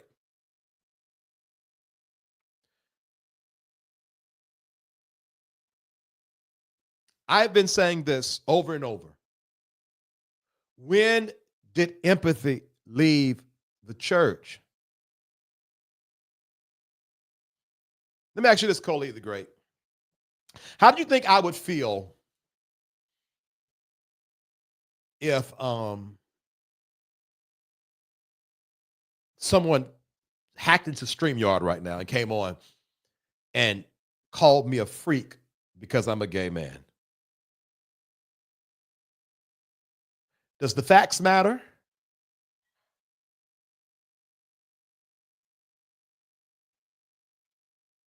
Or what if somebody took you because you did something wrong, or you did something that was different, or you did something that was norm, or you did something unbiblical and called you a freak? Would the facts matter then? Or is it only because It's not us. See, because black people were called freaks.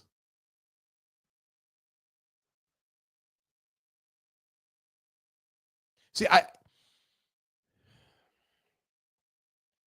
I just want to know, when did being right make it all right to handle it wrong?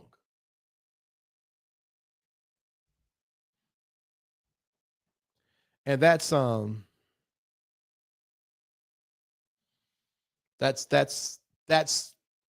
I think that's the reason why people like Patrick Wooden and others can be nasty in the pulpit, because you in the word, you in the book. The fact is that according to the law, like if you want to get into facts, the fact is, according to the law, Jesus was not supposed to be Jesus. According to the law.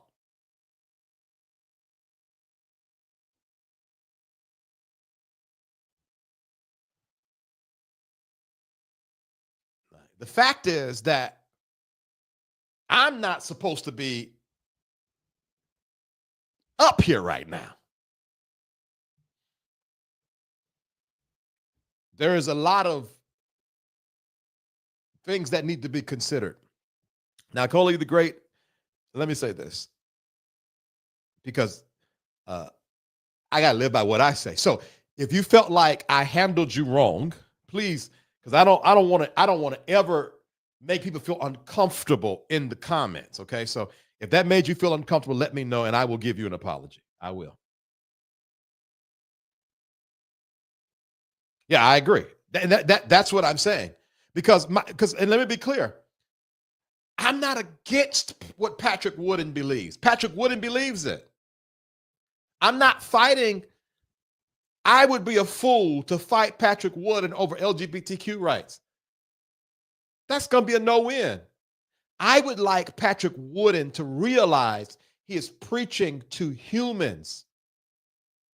But a lot of people feel like they don't have to be empathetic. They don't have to talk with warmth because they got the God. I got the truth. The Bible say you ain't got to like it. You ain't got to like it. All that kind of stuff. When you hear it, note, ego has stepped in the room. Pride has stepped in the room. Okay. All right. I want to make sure, Cola. I want to make sure. All right. Now, let's talk real quick about Donald Trump real quick. I want to share with you guys, because what bothers me about preachers on both sides, what bothers me about all of us on both sides, is we get caught up in whatever the thing is for the culture, and we don't realize that people are suffering. So I thought this was an interesting story I want to share with you guys. Okay, fine. Donald Trump did an executive order banning transgendered individuals from joining the military and taking down pronouns. Okay, fine. Abortion. Okay, fine. But then you get people like this. A fired National Park ranger lost his dream job. He says the public is losing more.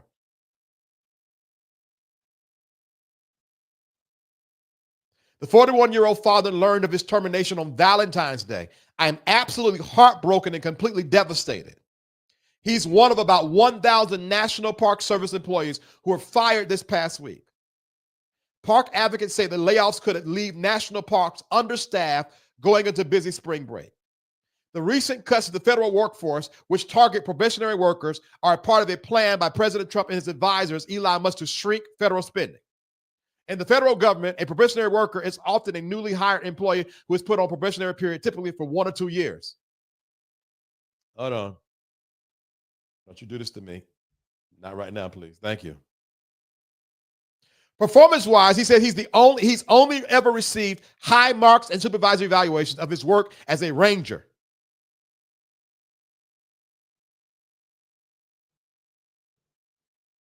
These are people in the government who are losing their jobs over government spending, while it costs millions of dollars for Donald Trump to go to the Super Bowl, millions of dollars for Donald Trump to go to the NASCAR or the Indy 500, whatever went today. But people losing their jobs, oh, well, you know, it's okay. Why? It's not them. Let's go to another one that hits home a little bit. Let me blow this up. The U.S. Department of Education issues letter to ban all race-based scholarship programs. So Patrick Wooden, is this okay? The U.S. Department of Education has issued a new directive that will eliminate race-based considerations in admissions, hiring, and financial aid, a move that will effectively outlaw scholarships specifically designed to support Black students. According to Diverse, this sweeping order, which applies to all schools receiving federal funding, mandates that institutions remove race-conscious policies within just 14 days of risk losing government support. While officials claim that decisions uphold civil rights laws and constitutional principles, critics argue it will dismantle decades of progress in addressing racial disparities in education.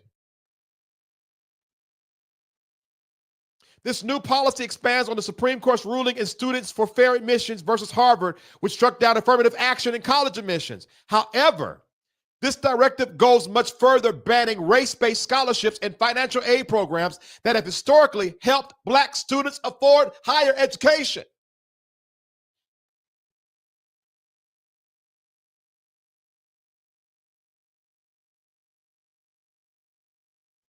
I'll just stop there.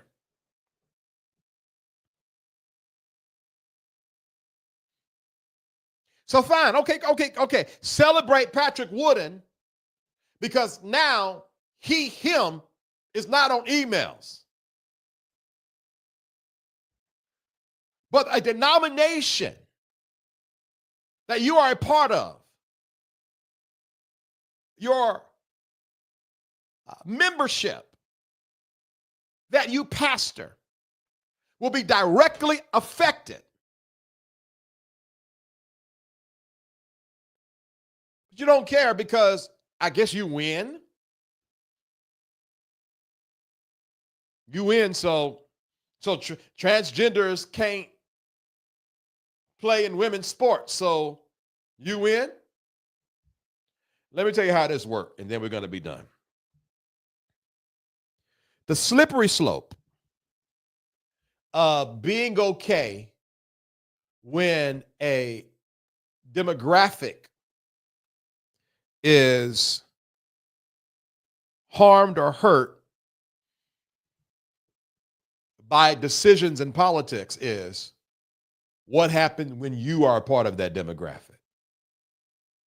See, 9 times out of 10, Patrick Wooden, his grandchildren won't have to worry about scholarships. But what happens when it hits your member's home? What happens when it hits your son-in-law? What happens, God forbid, if your beloved son-in-law, John, riding down New Bern Avenue one day, as the road in Raleigh, and that one particular cop stops him. John, is a big, muscular man. And the inevitable happens, pow, pow, pow, and John's red blood is running down New Bern Avenue.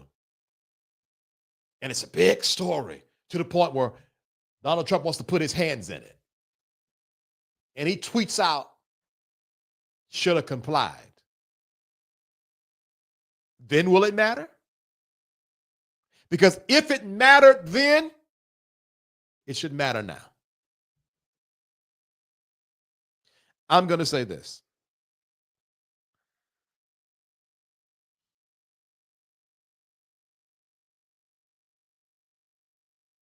I'll stop right there. But I'm going to say this. In any situation that you're in and you are a part of the minority and another group in the minority is being harmed, put yourself in their shoes. If this was my son, how would I feel? That's how you should act.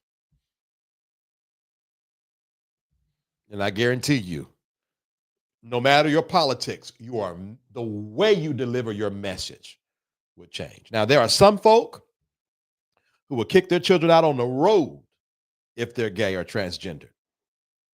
Have at it. All right. Okay, that's all I got today, guys. And it's still an hour and 42 minutes. How did I do this? How did I do this? Let's go in overtime real quick. 1:42:38.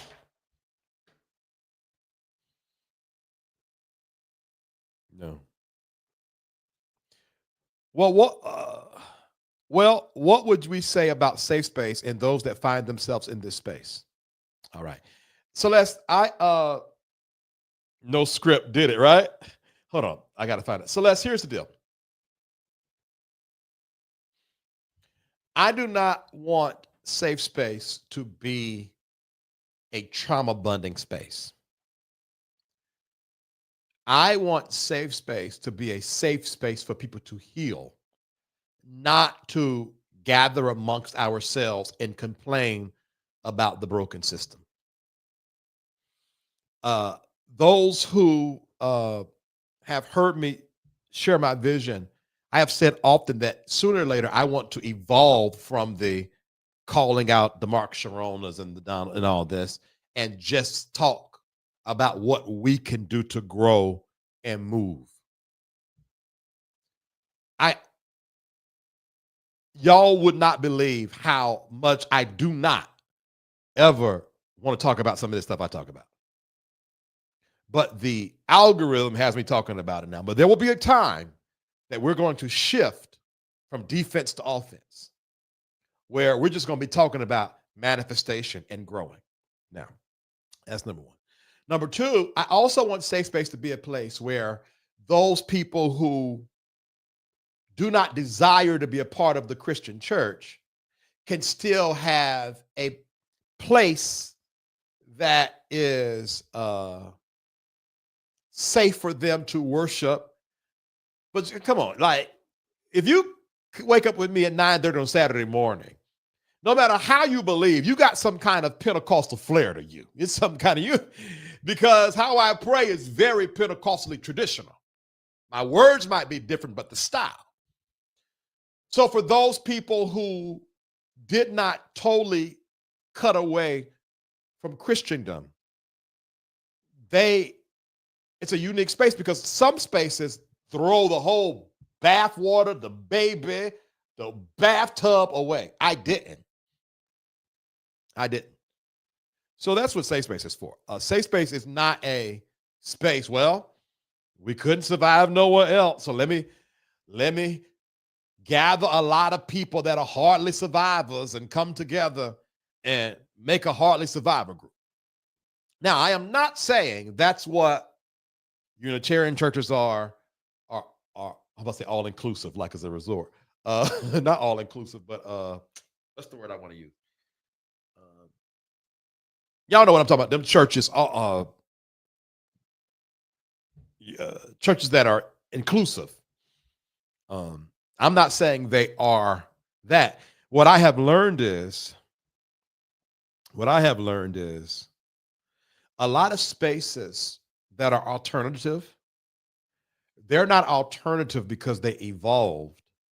They're alternative because they couldn't be involved. And not just from the church. There are a lot of people who ain't got nothing to do with the church. They had bad relationships in their life. And so they were like, you know what? Instead of working on creating great relationships, I'm going to be super spiritual. And now they be into the moons and the rocks and nature and all that. And those be the most worrisomest people in the world. They be so aggravated. All they got is their practice. And you can tell it because you be like, are you doing a new moon ritual? Well, I don't really do new moon rituals. And then they treat you like, how can you be of conscience and you don't do new moon rituals? They end up being religious And one of the things that I want to make sure I do is not gather a bunch of religious people together. Well, you don't meditate?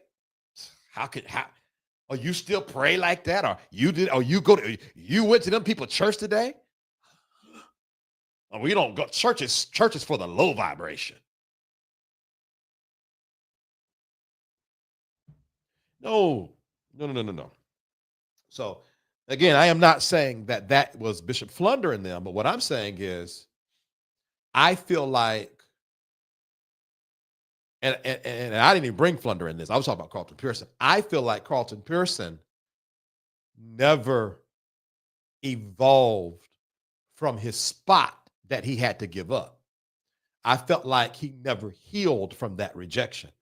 I feel like he got kicked out of the church and there was a part of his soul that went on pause, that never unpaused. That's my personal opinion of Carlton Pearson. And I love Carlton Pearson. Absolutely love Carlton Pearson to death, but that's just my opinion. So, all right, I hope I answered that question.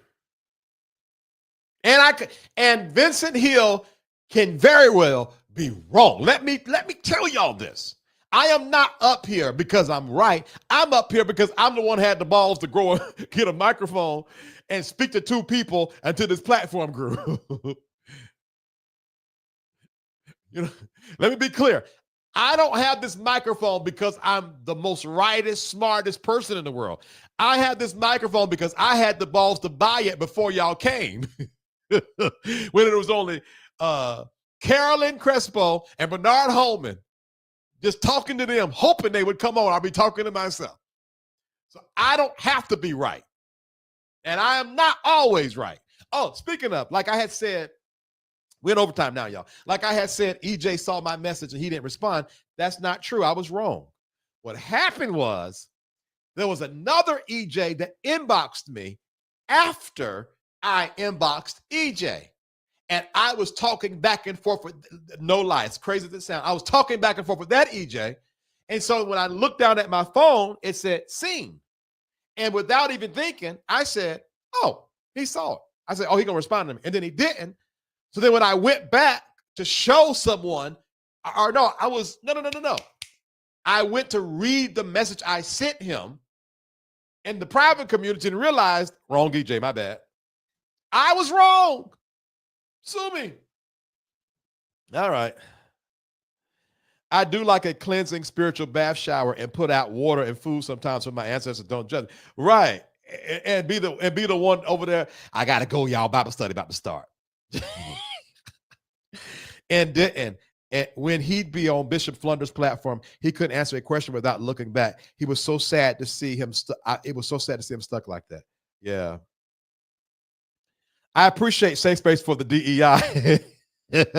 I'm grateful that whatever I do or don't subscribe to or believe, it doesn't affect how I'm treated in this space. Yeah, hold on. DEI is funny. DEI is funny. Duality, right? Betrayal, rejection from spiritual base is certainly a deep wound. Bishop Pearson likely still felt the pain from that, albeit morphed as time went on. Yeah.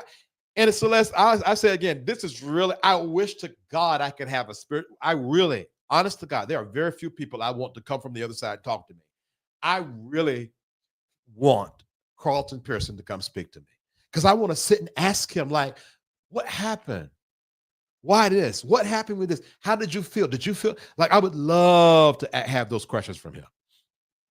Yeah, we are very intelligent people. Yes, Daryl. Yes. I'm still in love with the Christian church and experience and Safe Space has a variety of people and beliefs in which I respect. I love this space. Yeah, because y'all wouldn't believe how many private community members do not fool up with the tarot cards. Spiritual snob, yes. And this one, does the resort have 24-hour buffet and open bar? I wish to God it did. Not Unitarian. Is it inclusive? There's a word I'm looking back. We still love Jesus. We're just over the BS of it all. Living principle is still the way to go. I like that. Living principle. Just sit back and play possum now. Yeah, I am absolutely playing possum. I hope y'all know I am not going to be talking about Brian Kahn the rest of my YouTube life. I get it and can't wait to see that trend. I'll soon come. I promise to God, y'all don't even know. That's so good to know. Yeah, I cannot do it, y'all. I can't do it. I promise to God I can't do it. Is it inclusive? Okay. Agreed. My heart went out to Carlton Pearson. Yeah, I promise to God I would love to have a conversation. I'm saying this on purpose so I can stir him up a little bit, just in case y'all didn't know. Carlton, come talk to me. There's a couple of people some are living. I'm probably going to text tonight and say, listen, I want to talk to you. I got some questions. I want to talk to Carlton Pearson. I want to talk to Bishop Jakes probably about 2 months before he died. Because, old people get real honest. Old people get real honest about the die. Like that, I got to know, y'all. I want to know, was this ever real?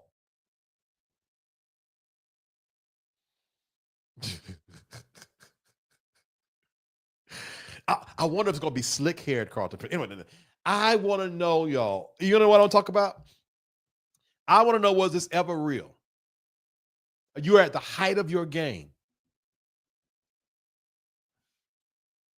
Well, damn, BT. 2 months before he died, what you see, sir? Pearson is my former pastor, and I was there when he started preaching all the inclusive and preaching the all-inclusive, and I had a difference of opinion from you, Pastor, but I have a community of folk that you could connect with. Okay, say less. I have a question for Pearson, too. Do you want to talk to Bishop Edlon? No. Great. That is a great. No, I don't. I absolutely do not want to talk to him. Bishop Pearson actually shared a bit about what happened to him. He said that he was blackballed by the owner of Charisma Magazine. Yeah, Terrence Booth, but that's not what I want to know. Like, I want to know, now that you've passed over, was it real? Yes, I know that's oddly specific. I know it's oddly specific, but I'm just saying, I'm still baffled how he transitioned broke. That's what I'm talking about. If y'all could just hear my heart, I'm not being messy, and I shouldn't be sharing this with y'all, but that don't make sense to my mind. That's like me transitioning broke. All of this potential I have, Carlton, in my opinion, Carlton Pearson was supposed to lead the greatest revival of Christ consciousness love on earth. This is Vincent talk. This is Vincent talking. Y'all just let me, this is my safe space. He was supposed to have a second coming. Before he died, I felt like it was supposed to have been said, sir, you were right. When I was hearing like they didn't know if he owned this house and all that kind of stuff, I said, how? This don't make sense to me. And then I had to use my common sense, what I believe. I'm not trying to tell nobody else, but what I believe was the only thing that could have stopped his evolution, his growth, his empire was guilt. You say, okay, well, guilt about what? Like guilt, fear, rejection, unresolved issues. Can I say something to y'all? I don't care how well y'all think about me. If I don't fully heal from Larry, it could be the death of any potential you think I have. I'm going to say it again. I don't care how great y'all think I would ever be. I could let unresolved issues with Larry destroy my future.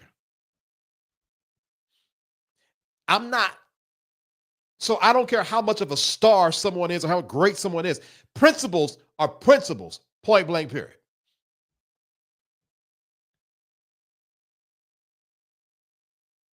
Y'all get what I'm saying?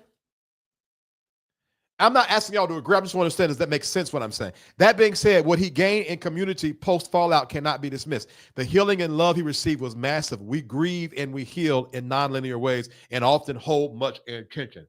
I agree. Like my whole theory is based on his aesthetic, how he talked, and then I've been around him in close quarters, his energy and how he died.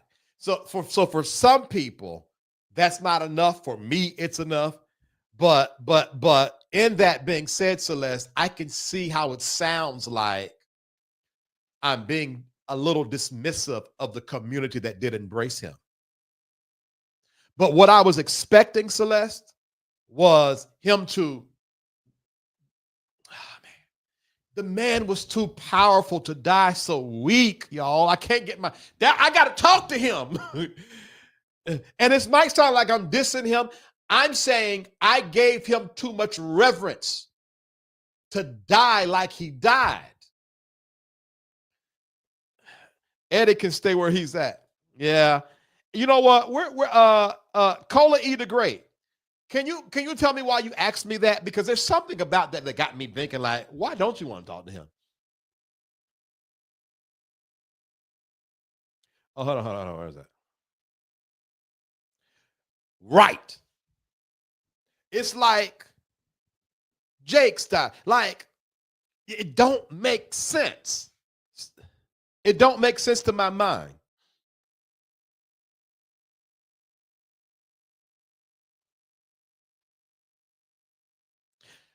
No. You know what, LaQuisha? It's the opposite.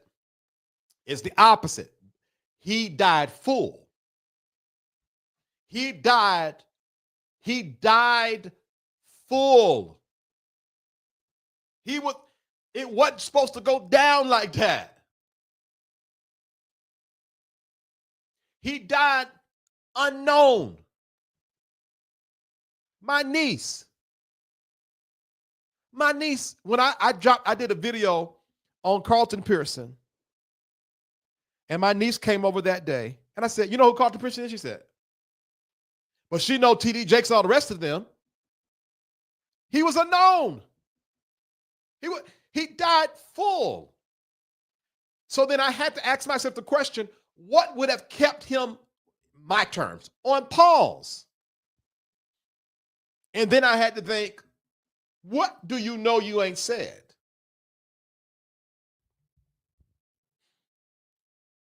Maybe that's why Pearson took to Larry. Larry looked after him financially. According to what I heard, it wasn't just the financial, it was the embrace. And see, and to Celeste, that's another thing, like, there should not have been room for Larry. Like, there was discussion on who was the spiritual son. There was back and forth on who was his spiritual children and who left it. It was like there was no community. It was like people in the Unitarian churches viewed him as a gift, but did not come up under him, did not accept him. So the question is, was the invitation put out?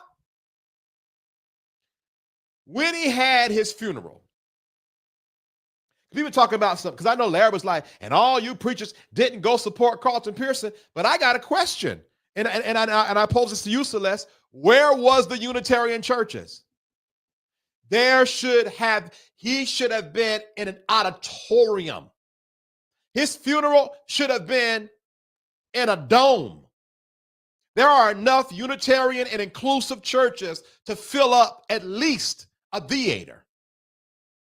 But they had his funeral in a little church that probably held like 200, 300 people, and then they went to Old Boys Church for the musical. Where were the people at? Where was that community at? And see, so I'm not being dismissive, Celeste, of what you're saying, but what I'm saying is something ain't right. You ain't no Carlton Pearson, and you could just show up and get a seat unless something ain't right.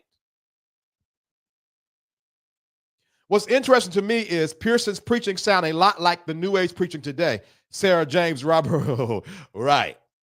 There was a society who believes Carlton was right. He became a modern day Moses, had to pass the baton and not see what was promised to him. But who did he pass it to?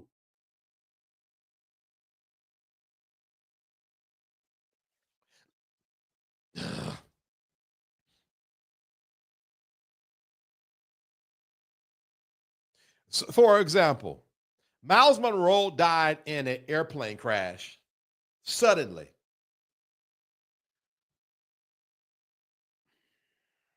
And Miles Monroe is still, even now, think about it. People still be talking about Miles Monroe now in his teachings. Carlton Pearson ain't trending. Carlton Pearson's name is flat. He's gone. He's done. There are enough spirit. Carlton preached in a way where almost anybody could get something from him. Let me say it like this. What's Bishop Jordan's spiritual father name again? Reverend Ike got more juice than Carlton Pearson do. Come on. I hope y'all are understanding my train of thought and it's causing y'all to think like, what happened? Where is his teachings at? Where is his videos? Why aren't people still eating it at Mass? Something didn't, in my opinion, he died with things in him that was supposed to have been birthed outside of him. And Carlton being kind of gay, you would die, I'm not reading that. No. I'm not reading that either, low-key MJ. I think Bishop Pearson is likening to you with what you just described about your Saturday morning prayer style. The Black Pentecostal church be intertwined into your entire being. Right, Yariel, right. And let me say this. I've probably said enough. Losing a large congregation divorce may have affected his finances. But see, I'm not saying, of course it did, because that happened so long ago. That money can only last for so long. What I'm saying is this man was too powerful not to have a whole machine holding him up.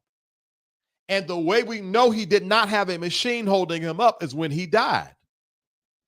Like you understand how much a man really got when he's passing away or when he's not. Prime example, T.D. Jakes. I don't care what we find out about T.D. Jakes. Watch what happened when T.D. Jakes passed. It's going to be standing room only. It's going to be second to none.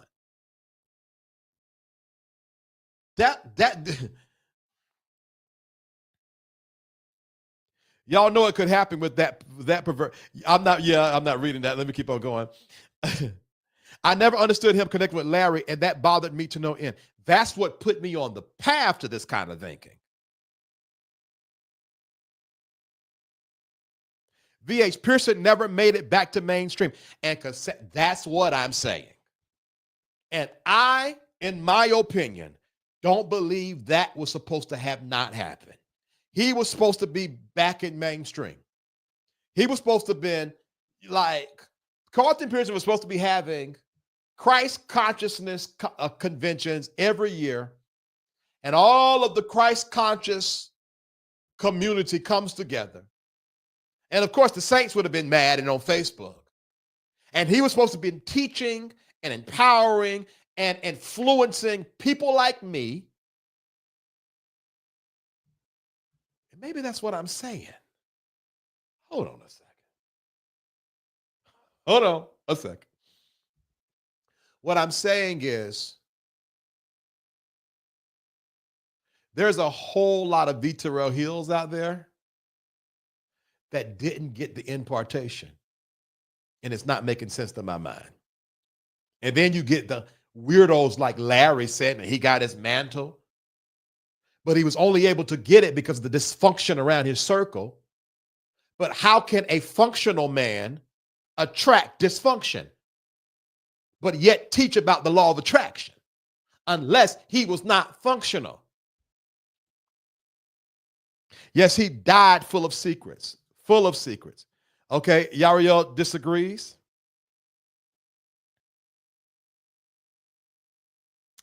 Yeah, I get that. I understand that. The fall from the mountaintop was steep. Unless the mountaintop, how can I say this? Unless the mountaintop, I'll leave it alone. Long was also very influential. He felt massively after the scandal. Larry shouldn't have even breathed the same air as him. Right. Yeah, the Larry part was disturbing and maybe even defaming. My friend lost her federal job today. He had a time at the Azusa.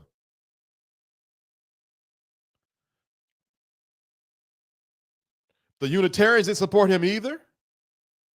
The musical was trash. I was looking for this because you simply said that there were some people that you wish would come to you, and I just thought about Eddie Long because that story was one of the craziest stories in the Christian church ever. You know what, Cola E. the Great? I think the reason why I wouldn't talk to Eddie is because I still got to process Eddie. Like, I haven't released him from what he did yet. Larry was acting like he was a protective lover or something. Well, as you know, Larry's a lying POS. Spirit and Truth was Bishop Carlton's church home. Yeah.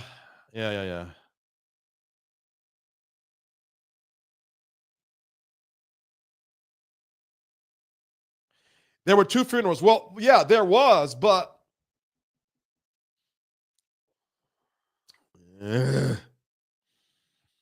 he never should have been sent home to be with God in a half-empty transformation church. Transformation church is too small for Carlton Pearson. I miss Miles right now. You know, Sheridan, I would love a good old nasty Miles Monroe teaching right now, a good old skanking one. I still listen to Miles. Who's that white guy that runs his channel? Let me tell you this. I went to his church. If we're talking about the same guy, he has a church in Atlanta, and I needed to go to his church. And that Sunday,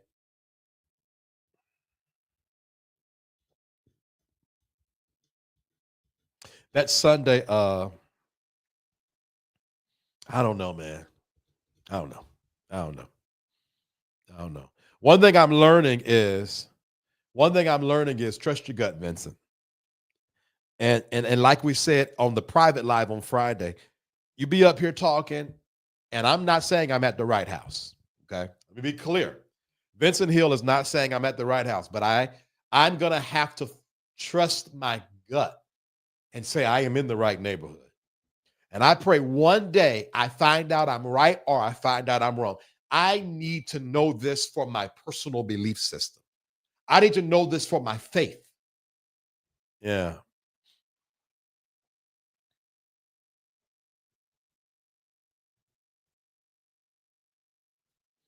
I say that because that's what Miles Monroe was the one who preached. Oh, yeah. Yeah. Loved Miles Monroe Miles Monroe was the real thing. When do you see Azusa? When you do see Azusa clip, it was about the music, not the preaching. That's true. That's real true. He was ostracized, and then to link with Milk Dudhead, that pushed him in the corner a little more. Yeah. Come on now, VT. The church is a vicious elitist club. Bishop was labeled a heretic. What exactly can be expected to happen to someone who challenges power in such a way? Again, nuance. Celeste, okay, you know what? Maybe I'm not being clear. Let me be very clear. I was not talking about Carlton Pearson having a second coming inside of the Christian church. Y'all know I'm saying Christ conscious convention for a reason, because the Christian church don't have Christ consciousness. Carlton Pearson preached Christ consciousness. Like, if there was a such thing, if I had to say what was this is me talking, Carlton Pearson's doctrine was a Christ consciousness doctrine about love. I am not saying nothing about his past. I'm saying he didn't get over the past. What I'm saying is he should have been the leader of this new movement that has nothing to do with the traditional Christian church at all. Nothing at all. Like, he should, nothing to do with the traditional Christian church at all. I hope nobody is misconstruing what I'm saying. Carlton Pearson was too smart for the traditional Christian church. I was expecting him to fall, get up, shake the dust off his shoes and kill the game and galvanize those of us that are outside of the space and organize us and be the leader for the black spiritualist. And he didn't do that. He visited the churches and the pastors called him spiritual father. If you got it, you got it. Even if you lose everything you gain from it.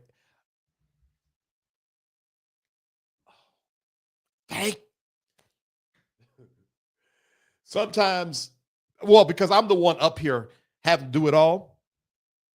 That's what I'm saying. And that man died like he never had it. That's what I'm saying. So then when somebody said that mountain, it's one of two things that happened. He had it, but could not get over the rejection, or he rose in the system that's abusing all of us, or at least have. And he was championed on a mountain of influence that was fake the whole time.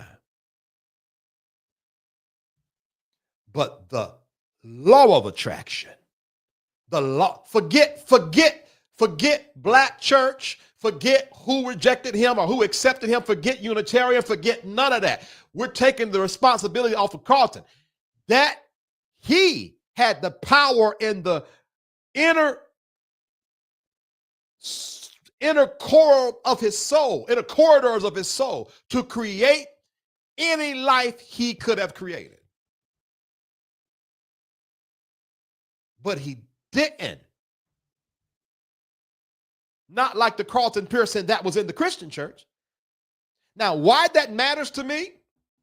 Because I just got inbox 2, 3, maybe about a month ago of someone who came on my live when I had 30 people on and said to me in that inbox, I was watching you last year and I told my friend, oh, he ain't gonna make it.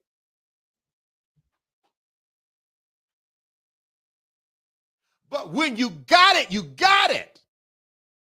I was rejected by everybody. None of the content creators, after I did that live, all the content creators stepped back for like 2 seconds. And I got up in the front of this camera and talked to 30 people like I'm talking to y'all now.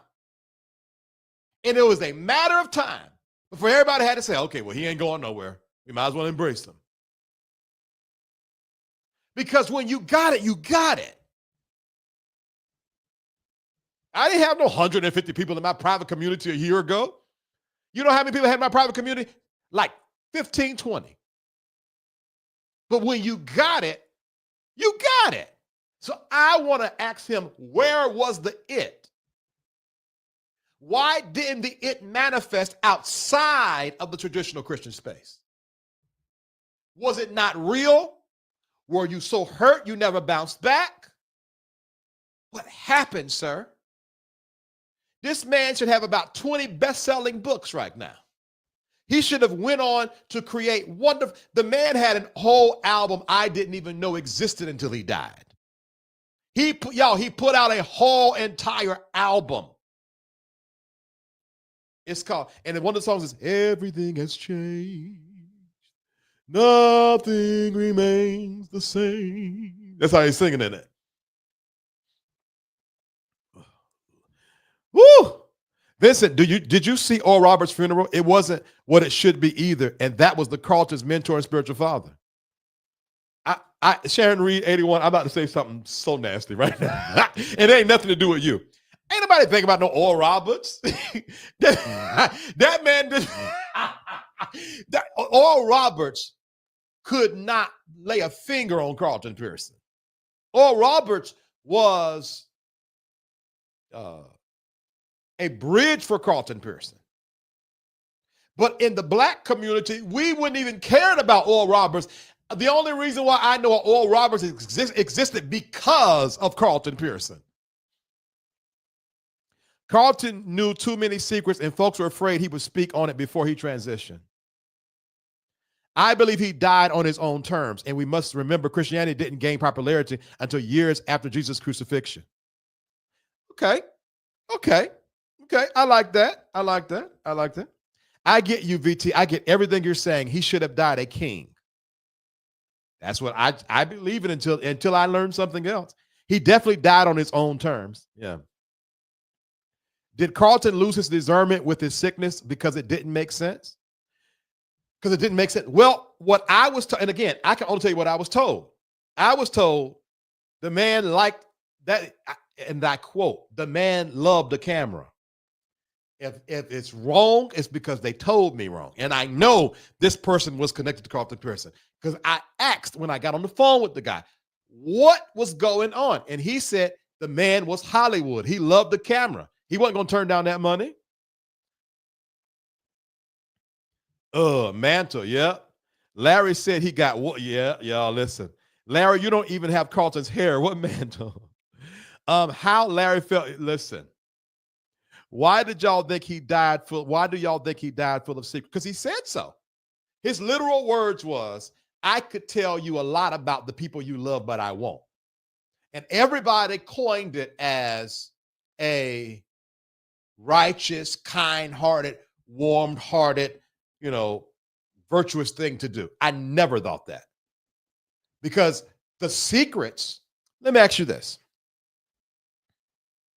How would you feel if you found out and this is not for you, Sheridan, but there's zingers up there so we can stay on top of it. How would you feel if Grandpa died with all the secrets that would give you the key to not be abused? Is that noble? Carlton Pearson could have exposed at mass level the true corruption of the church. And this person, and this person, and that person, and that person. And he didn't. There is nothing noble in dying quiet when you have the answers to the problem.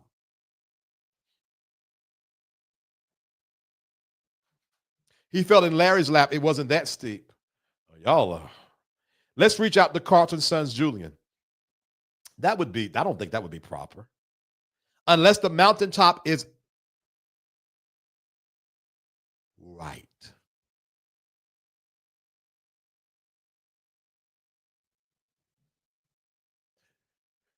If the mountaintop you were on was an illusion,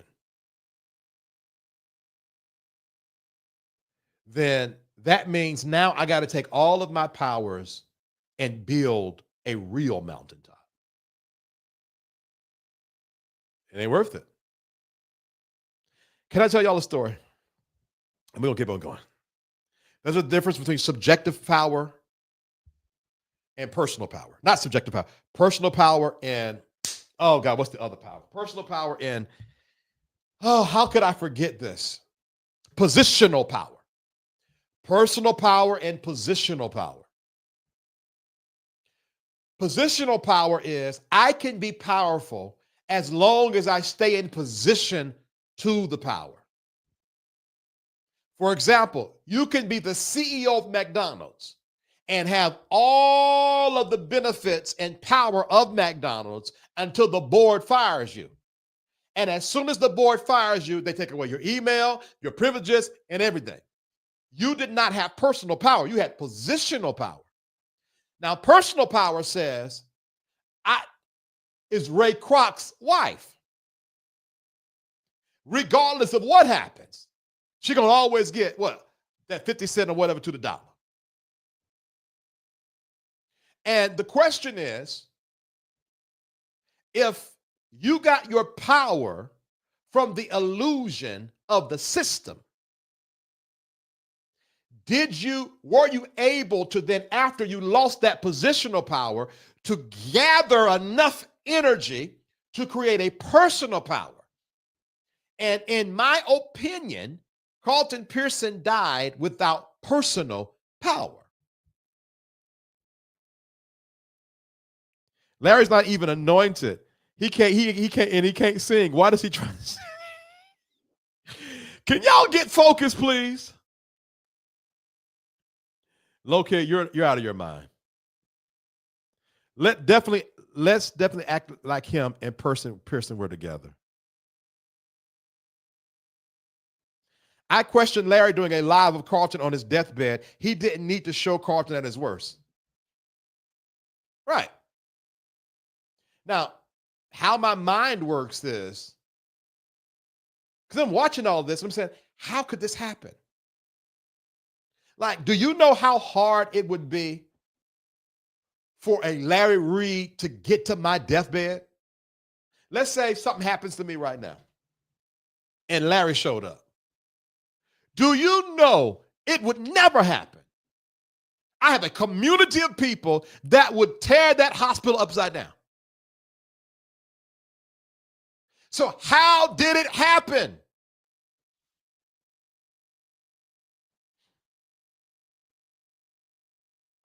Yes, that guy. And I'm going to refrain my thoughts about him. D.E. Polk supposedly got Carlton's mantle. D.E. couldn't even keep his uncle's daddy's church. That's what I'm saying. I'm going to leave it alone because none of this makes sense to me.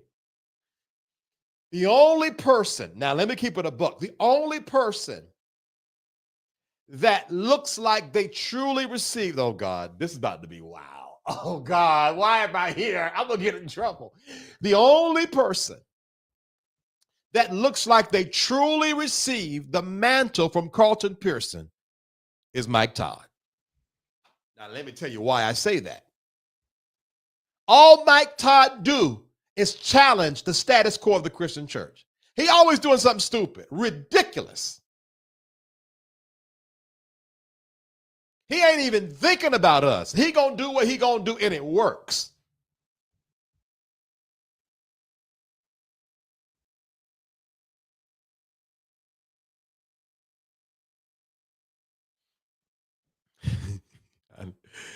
I know y'all, a lot of y'all disagree with me. I hope I don't get canceled before I even get started for this. I could hardly understand what Bishop was talking about. I had to have a dictionary every time he meant. That man was so, listen, he would say, last time I heard him preach, he got up. I wish I could do his voice. He said, all right, everybody stretch. And we started stretching. And then he started talking about the benefits of stretching and how it helps your spirituality. And then he said, constrain, strain, destrain, restrain, strain, strain. And I said to myself, I want to talk like him. I think that people won't get him until 20 years from now, just like Reverend Ike. Okay, that's fair. That's fair.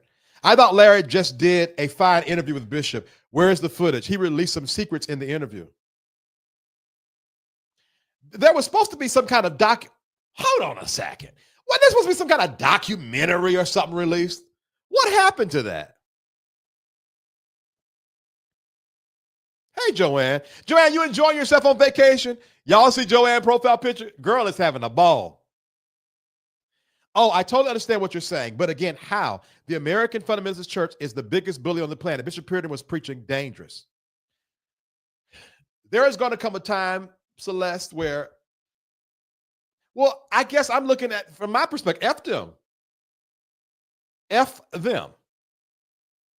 I was on the phone with you know who, and they had said something, and if you know who I'm talking about, you know what I'm talking about. And they had said something like very religious structure, and I said, I don't subscribe to that kind of doctrine and teaching. That's not me. I don't care about that. Yeah.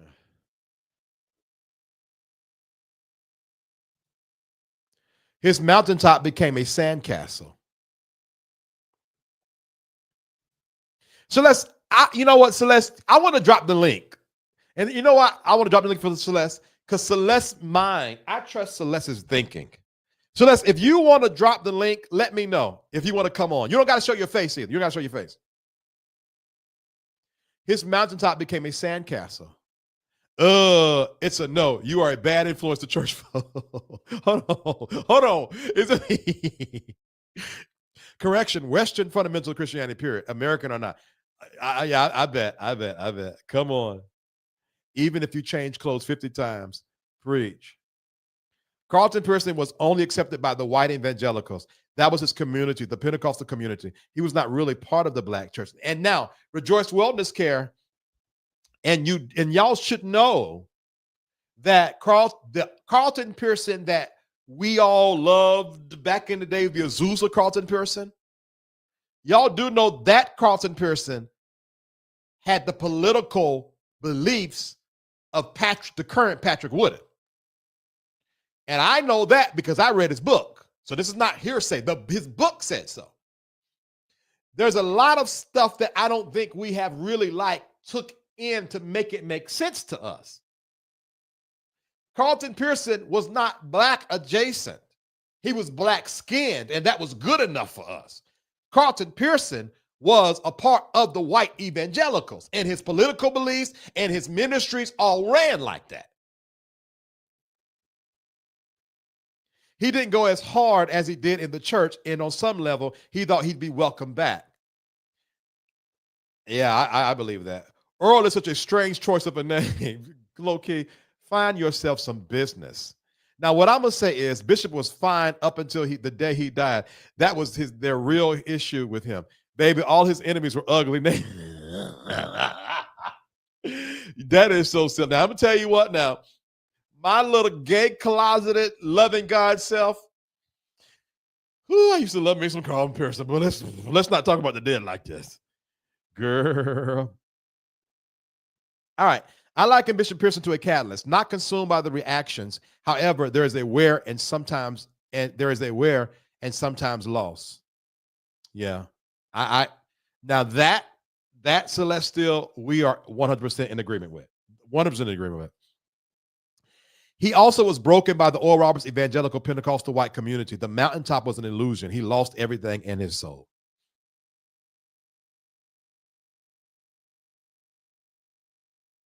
Yeah. White people have positional power. We have personal power. May we wake up and come on. Okay, that was too much. I be getting on my nephews when they do that, and they probably it's in our blood. Sorry. Come on. Okay. Correct. Now, G.E. Patterson.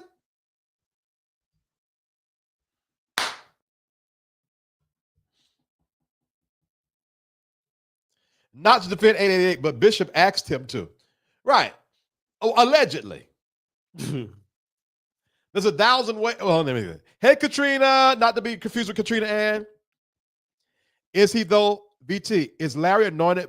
VT, is Larry anointed, but he misuses it or doesn't use it at all? He seems to have a lot of power over people. Okay.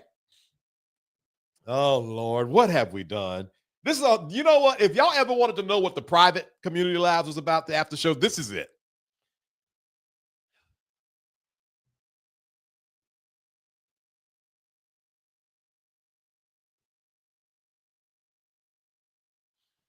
Larry is anointed.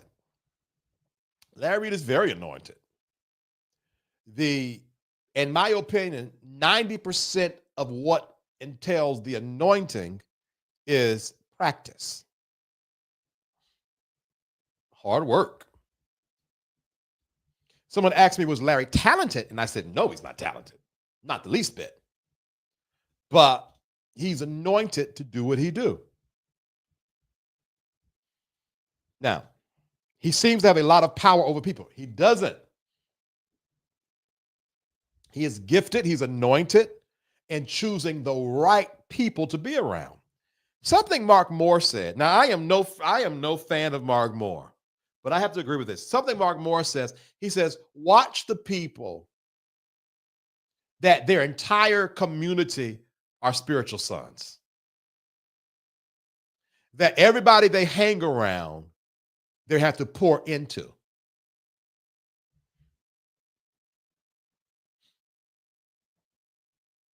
Watch the people. Look at all the trips that Larry go on. Everything he do, it's the same people. And he called those people's friends. It's people that he has to pour into. The Bishop Jordan thing didn't even last 5 years. And honestly, it lasted longer than what I thought. And then when he did break up with Bishop Jordan, he puts out a nice little video talking about how much more money he gave Bishop Jordan than what Bishop Jordan gave him. He doesn't have a lot of power over people. He has a lot of power over the people that he keeps in his circle. Easy if you don't have the community around you. Right. Hold on, let me start this because if Celeste said something, I didn't see it. Y'all, did Celeste, because I asked Celeste if she want to come up, but I'm so far behind in comments. Right, Cassandra? We're on.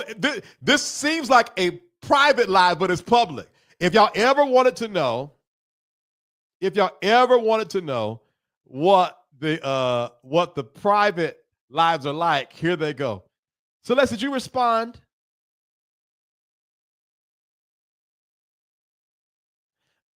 Okay, thank you, Cola E. the Great. I hope y'all receive me in the sincerity I promise I'm trying to give. Isn't he the one that spat in the man's? Yes, that Mike time. Yes, that Mike time. I said, sure. Oh, okay. I'm about to drop the link now. Oh, gosh, it's so good. All right, nobody click this link but Celeste, please.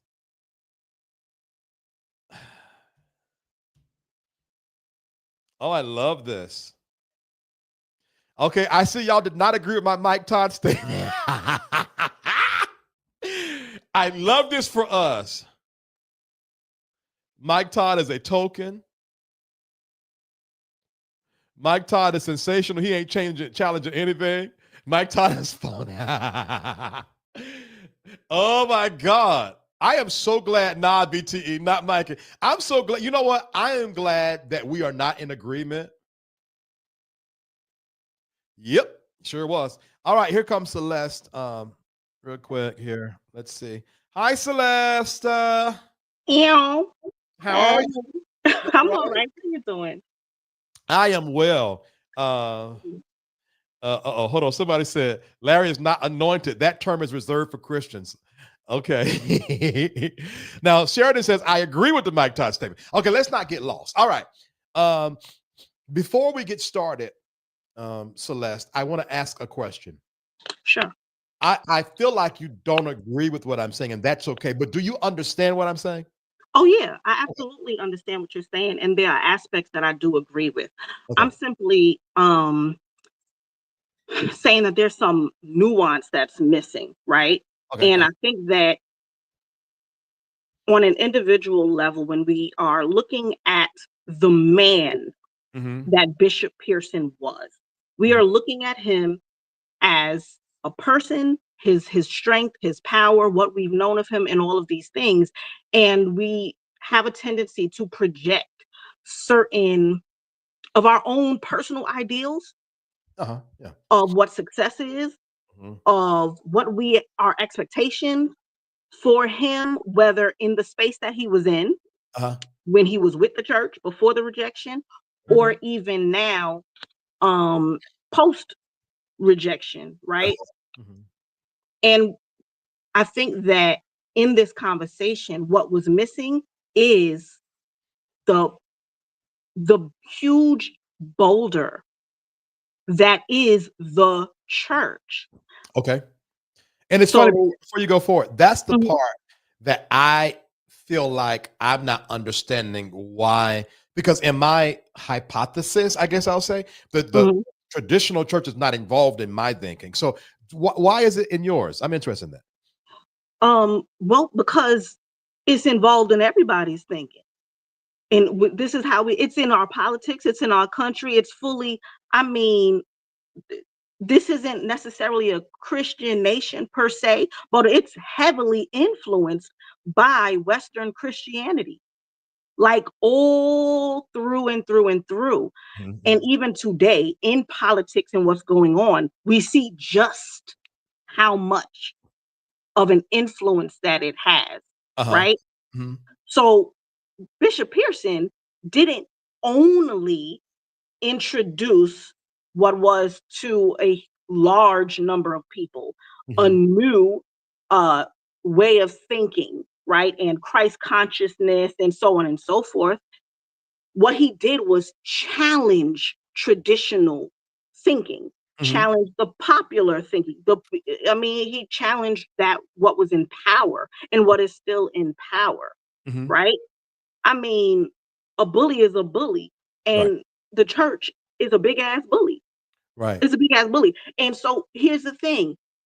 I feel like a better way to kind of express what I'm saying is look at our black asses. Excuse me. Look at our black behinds, right?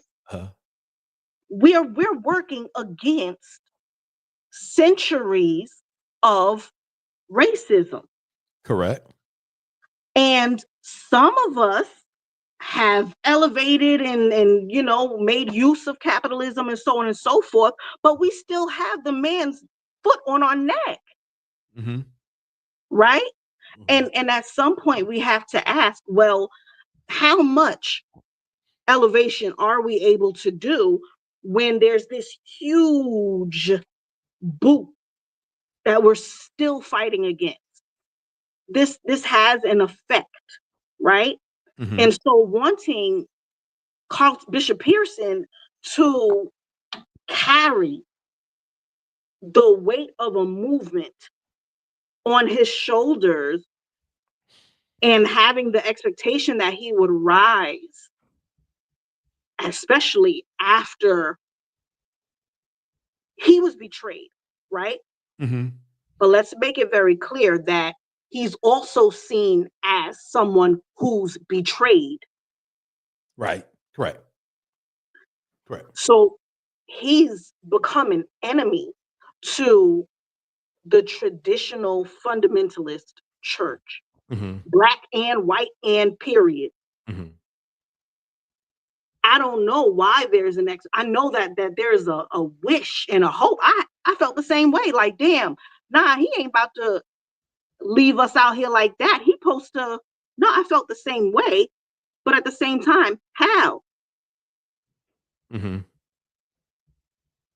Yeah. Like how? Right. I guess so. I think your thought process is what? So the thing that you said, the nuance that held him back is the nuance that I expected him to overcome. So for example, if you were able to overcome, like he was the first quote unquote black man to get a, if you will, national stage on the Christian church. Before Carlton Pearson, generally speaking, black people could not do what he did. So in my eyes, unless it's fake, it's an illusion. He was just another token, a part of the system.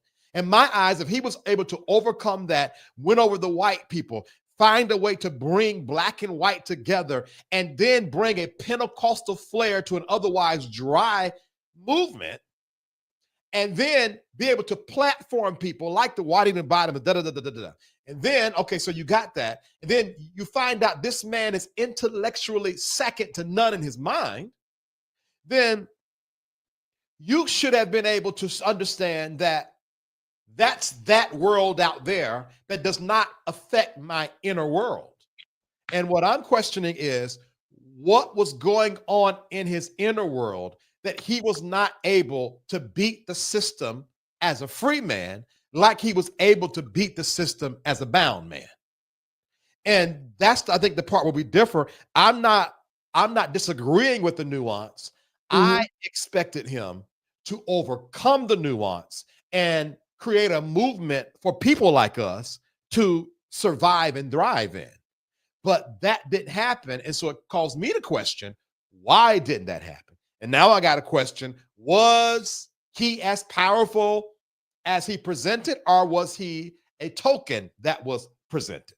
Let's say he was powerful, because that's what I would like to believe. Then did he get over the rejection, or did the rejection hurt and take him out so bad he couldn't fight, or didn't want to fight, or didn't care about nothing?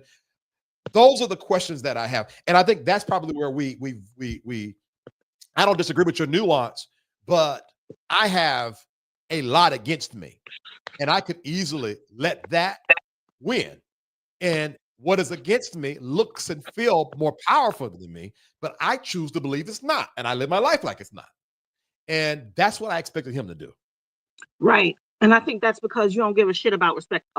Shoot, I be cussing, right? Oh, you're good. You're good. Listen. Oh, all right. All Yeah, right. you all right. I know who I dropped the link at too. Oh, okay. Go ahead. Okay. Because I think that you don't give a shit about respectability, right?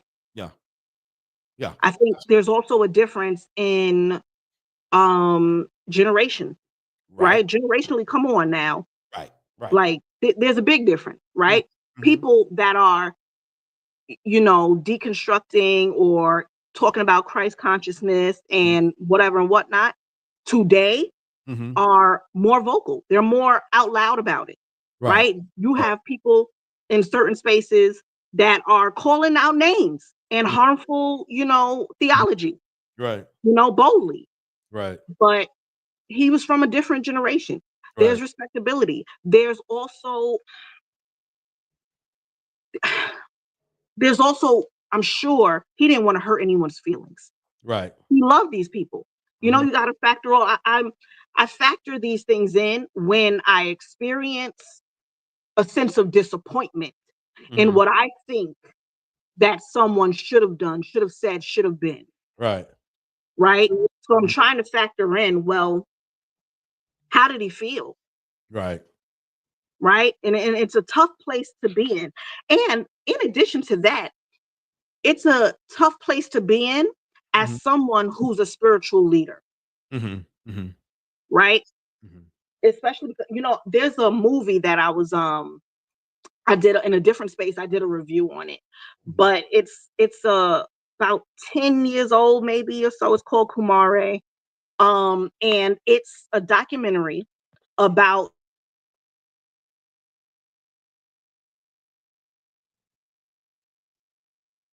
Did I lose you? Hello? Where'd you go? Where'd you go? Where'd you come from? Cotton Eye Joe. Oh, I lost her. Hello? Am I still on?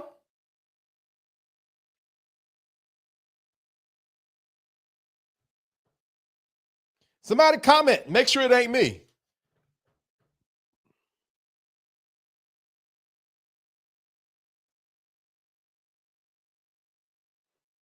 Okay. All right. All right.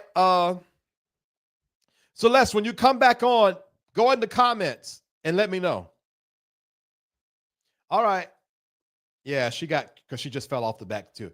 Okay, I get what Celeste's saying. I absolutely understand what Celeste is saying now, and I absolutely understand where we differ. I believe we are on the same track up until we get to the spot where he was probably faced with the decision or the choice. Do I fight against the system, or do I just bow out? And for whatever reason, Carlton Pearson bowed out.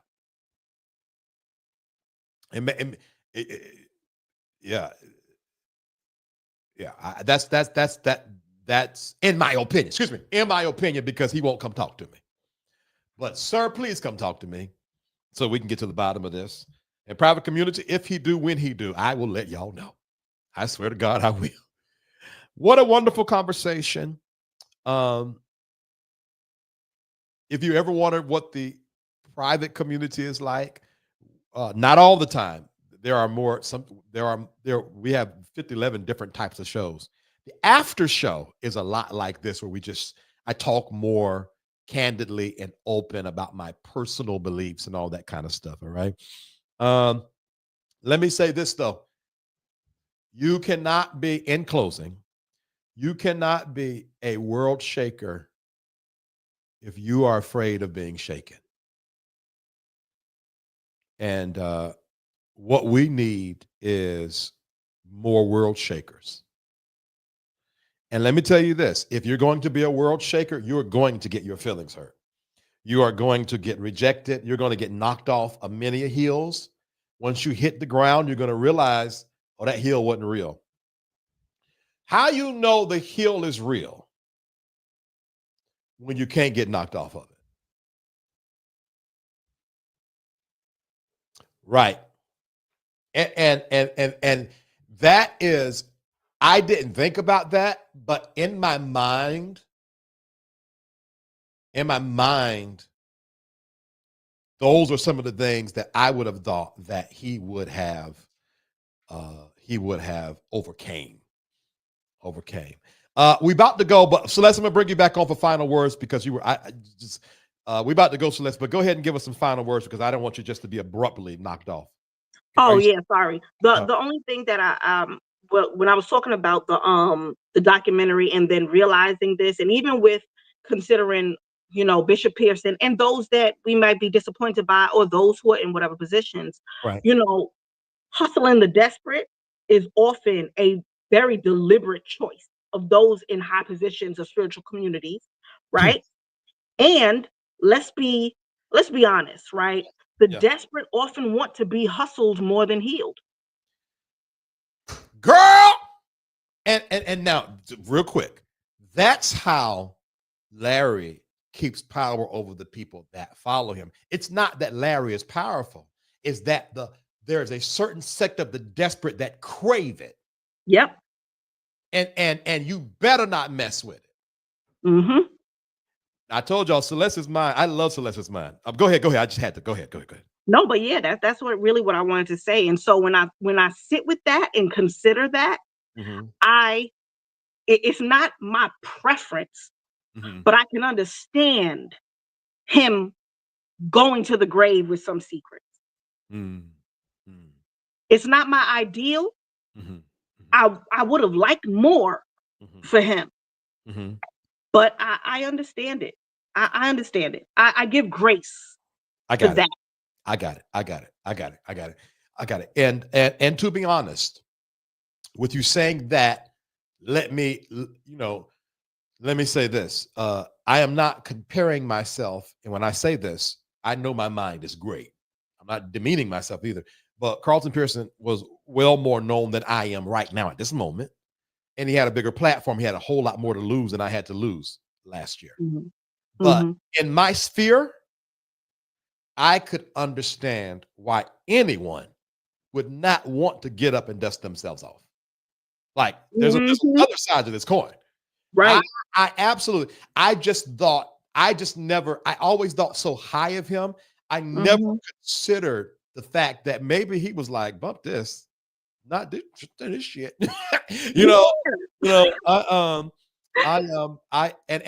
That's where my disappointment lies but then on the other end, if you do that, then you have to suffer the consequences of that. Like, for example, because I bit the bullet, dropped the video, and kept going, I know you. If I did not do that, I would not be talking to you right now. Right. So there's a yin and a yang. There's a positive and a negative, rather, to the decision you make. And I'll say this and I'll go because I really want to go. What would the world have been like if let's just say we're right, because we don't know at the end of the day, but let's just say you and I are right in the assertion that he chose not to push for whatever reason. We agree with the different groups of reasons, but let's say that, right? What would the world be like if he would have chosen, he would have got up and said, bump y'all, bump politics, bump you white folks and you blacks too. I'm Carlton Pearson, and I'm about to turn this upside down. I wonder what would the church landscape be like? I probably would be a part of a community of folk right now. I would have a community of people I could depend on, and I probably would have a mentor right now. But that's just me speaking. I don't know. I'm just, in my imagination. Yeah. Right. Yeah. Or he could have been killed. Girl, why are you taking that far? Girl. I mean, because come on. This is what happens, right? Good dogs. Hold on, time out. You did a beat Terrell Hill. You went too far. I'm just saying, let's not act like this type of shit ain't never happened before. Now to that point, he might have accepted a bribe. He might have signed the NDA. There's that. And I can understand it. Yeah, let's I tell you what. You might not have everything you want, but I'll make sure you're taken care of as long as. That part. Yeah. There's so much there, Yeah. but I don't know. We're about to go down the rabbit hole now, so I think we should abort. We should abort. First of all, let me say this. I always want to champion to the public that you can disagree respectfully. Me and Celeste have been in disagreement for the last 30 and 45 minutes. and was able to get on here and talk our differences, and not one negative comment, diss, underhanded statement was given. Right. And this is why I will always die on the hill that this need to be a safe space, because I don't want nobody to agree with me. I just want us to keep the place space, the space place. Shit. What am I saying? Juju done got me at the last minute. I want to keep the space safe.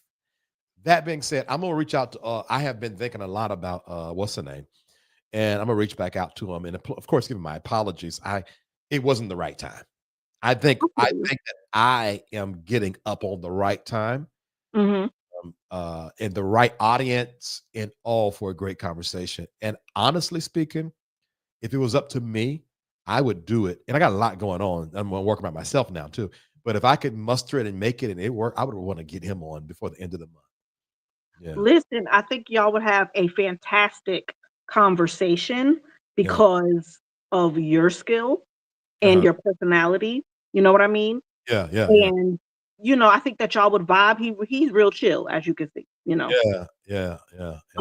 For sure. And he's, because of that generational difference, right? He's very much like Carlton Pearson, I would say. But that generational difference, right? And the living out loud and not giving a shit. Yeah. Is definitely the type of time that he's on. I love it. Say less. Well, then good.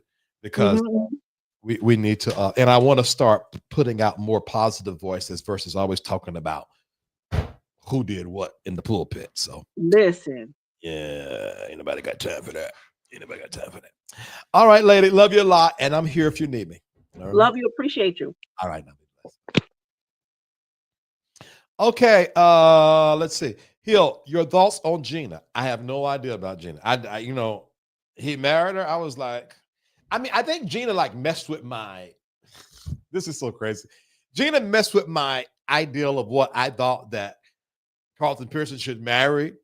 And then he married her, and then he evolved in his ideology. So people were saying that it was her. He should have never got married. So, yeah, I don't even have a thought on Gina Pearson at all. Not at all. All right, y'all. I love y'all. Long time. Appreciate you. We will not be doing a private show today. It is almost. Why is 175 people watching? It's almost 1 a.m. Y'all don't got nowhere to go tomorrow? God almighty. Anyway, y'all be blessed. I'm about this piece. Love y'all long time. Until the next time, be blessed. Bye. Hello, my name is Pastor Perry Hill. I am the founder of Lifeline Prayer Center. I am Angeline Hill. I am the vice president of Lifeline Prayer Center. I'm Vitero Hill, the founder of Safe Space. We would like to invite you to our conference, Impartation 2025. A cross-generational family conference. Our generation deserves to serve God without constraints of cultural or religious beliefs. The purpose of this event is to bridge the gap from one generation to the next. That different styles of worship are done in unison to the divine one, and the power of God may be felt like Pentecost. Honoring God based on who you know God to be from the depths of our hearts, that everyone will feel the love of God with no limitations. For more information, go to lifelinepresscenter.com or scan the QR code at the bottom of the screen. Safe Space, refuge for growth and healing. Want to be connected to all that Safe Space has to offer? Join our email community. Stay in the loop with inspirational insights and updates. Join our email community and connect with like-minded individuals on the path to self-discovery. Sign up now. Find your tribe in a safe, supportive space. Join the Safe Space private community. and connect with others who get it. We're waiting for you. Stay connected wherever you are with lives and video drops. Text V Terrell Hill to 833-458-3658 for instant updates and powerful insights. Join the text community now. Curious about what's next? Book an intuitive tarot reading with V Terrell Hill and get the clarity you need. Your future awaits. Heal from within and transform your life. Schedule a soul healing consultation and take the first step towards wholeness. Start your journey today. Click the Linktree link inside of the description box connected to this video for all of what the Safe Space universe has to offer.